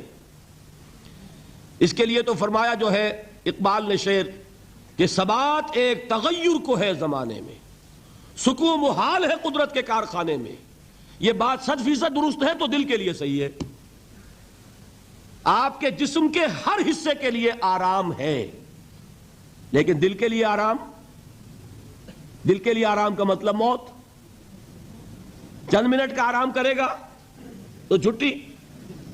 آپ کا دماغ آرام کرتا ہے، آپ کے گردے آرام کرتے ہیں، آپ کا معدہ آرام کرتا ہے، ہر جسم کے عضو کے لیے آرام ہے۔ آپ کا دماغ آرام کرتا ہے جب تک کہ آپ خواب نہیں دیکھ رہے۔ جب آپ سوئے ہوئے خواب دیکھ رہے ہوں اب صرف جسم آرام کر رہا ہے، دماغ آرام نہیں کر رہا۔ اس نے چکی پیسنی شروع کر دی ہے اپنی، اس لیے کہ اسے جتنا آرام چاہیے تھا وہ لے چکا۔ اب خام خواہ آپ پڑے ہوئے، آپ پڑے رہے، وہ اپنا کام شروع کر دے گا۔ تو دماغ جو ہے وہ بھی آرام چاہتا ہے، آپ کے اعضاء کو، آپ کے مسلز کو، ہر شے کو آرام کی ضرورت ہے سوائے دل کے۔ اس لیے کہ دل کے آرام کا مطلب موت۔ اس کو چین نہیں، اس کو قرار نہیں۔ یہ گھٹے گا یا بڑھے گا، ادھر جائے گا یا ادھر جائے گا۔ اور جو قلبی ایمان ہے اسے کیسے قرار ہو جائے گا؟ وہ یا گھٹے گا یا بڑھے گا، ہر لحظہ یا بڑھ رہا ہے یا گھٹ رہا ہے۔ اسی لیے حضور نے فرمایا جس شخص کے 2 دن برابر ہو گئے وہ بڑے گھاٹے میں رہا۔ آج جتنا ایمان ہے کل بھی اتنا ہی رہا تو گھاٹا ہو گیا نا۔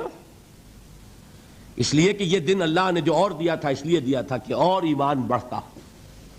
نہیں بڑھا تو یہ نہیں کہیں گے کہ نفع نہیں ہوا، نہیں نقصان ہو گیا۔ یہ دن تو ضائع ہوا نا، اس دن میں جو اضافہ ہونا چاہیے تھا وہ اضافہ نہیں ہوا، یہ دن جو ضائع گیا یہ گھاٹا ہے۔ جس شخص کے 2 دن مساوی ہیں وہ گھاٹے میں ہے۔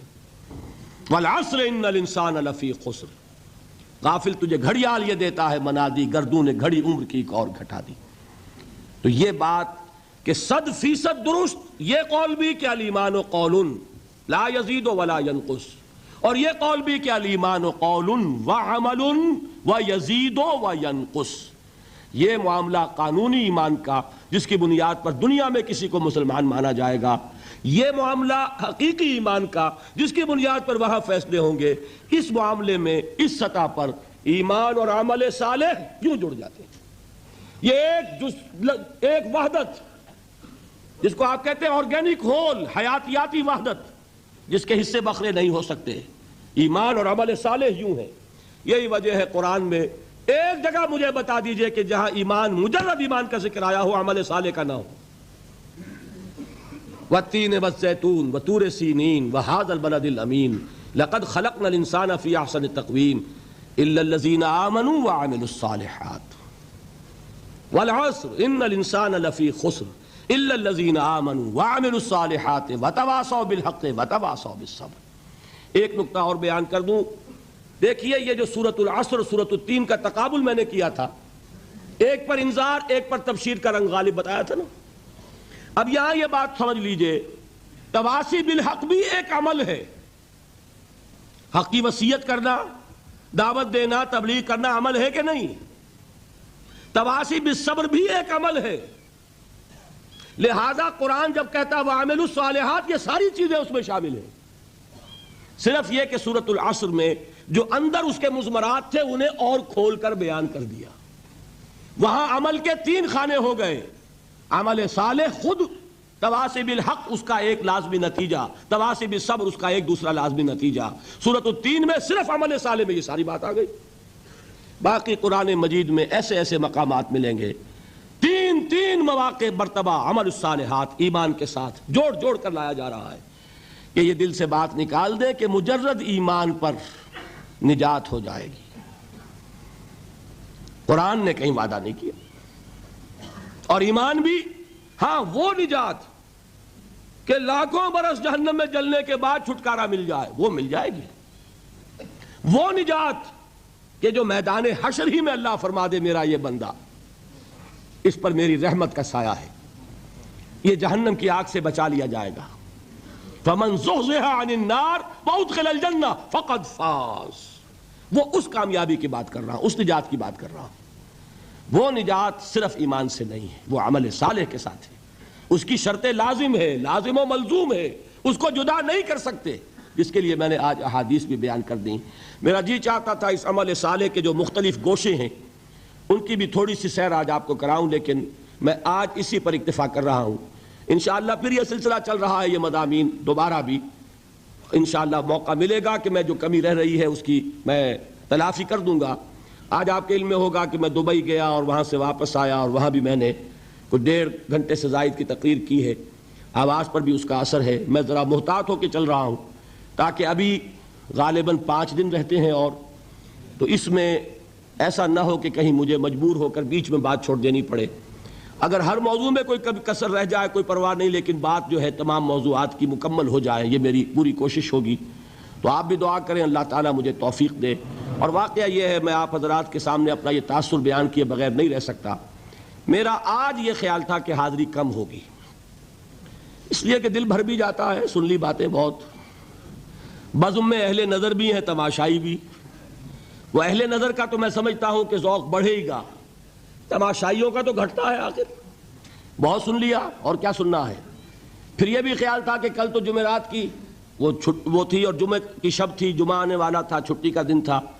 کل تو آپ کا ورکنگ ڈے ہے، آپ کو کام کرنا ہے. اس کے باوجود میں نے جو آپ کے ذوق و شوق کا عالم دیکھا ہے، میں اسے ایک مبارک فعال سمجھتا ہوں، نیک فعال ہے. یہ علامت ہے ہوا کے رخ کی. ہوا کا رخ جو ہے وہ آپ کو معلوم ہے، تھوڑی سی مٹی آپ لے کر، ریت لے کر اس کو ذرا چھوڑتے ہیں، پتہ چل جاتا ہوا ادھر چل رہی ہے یا ادھر. وہ معمولی جو ہے ایک چٹکی خاک کی بتاتی ہے کہ ہوا کا رخ کیا ہے. یہ چیز جو ہے یہ بھی ہمارے لیے ایک امید افزا بات ہے. کوئی کہانیاں نہیں ہیں، کوئی قصے نہیں ہیں، کوئی لوگوں کو گالیاں نہیں دی جا رہی، کوئی فرقے وارانہ بات نہیں ہو رہی، جمع کرنے کی کوشش ہو رہی ہے. امام ابو حنیفہ، امام بخاری، اگر ان کی باتوں میں کوئی اختلاف نظر آ رہا ہے تو کہاں جڑتی ہیں جا کر، یہ بات بتائی جا رہی ہے. دلچسپی ہوتی ہے اختلافی معاملات سے. نور و بشر کا جھگڑا ہو، وہ نور والے بھی آ جائیں گے، بشر والے بھی آ جائیں گے. ظاہر بات ہے کہ وہ تو جھگڑے والی بات ہے. یہاں کوئی بات ایسی نہیں. اگر اس میں بھی آپ کی یہ دلچسپی ہے تو میں سمجھتا ہوں کہ یہ ایک نیک فعل ہے، اچھی امید افزا صورت ہے. اللہ تعالی ہمارے اس شوق کو اور ذوق کو برقرار رکھے، اور اللہ تعالی مجھے ہمت دیے رکھے کہ جس خدمت کا ارادہ لے کر یہاں آیا ہوں میں اسے پایہ تکمیل تک پہنچا سکوں. اقول قولی ھذا واستغفر اللہ لی ولکم ولسائر المسلمین والمسلمات. اظہار حیدر صاحب آپ کے یہاں کی ایک جانی پہچانی شخصیت ہیں. پچھلے 3 دن وہ آتے بھی رہے ہیں، پہلے ہی رو میں ہوتے تھے.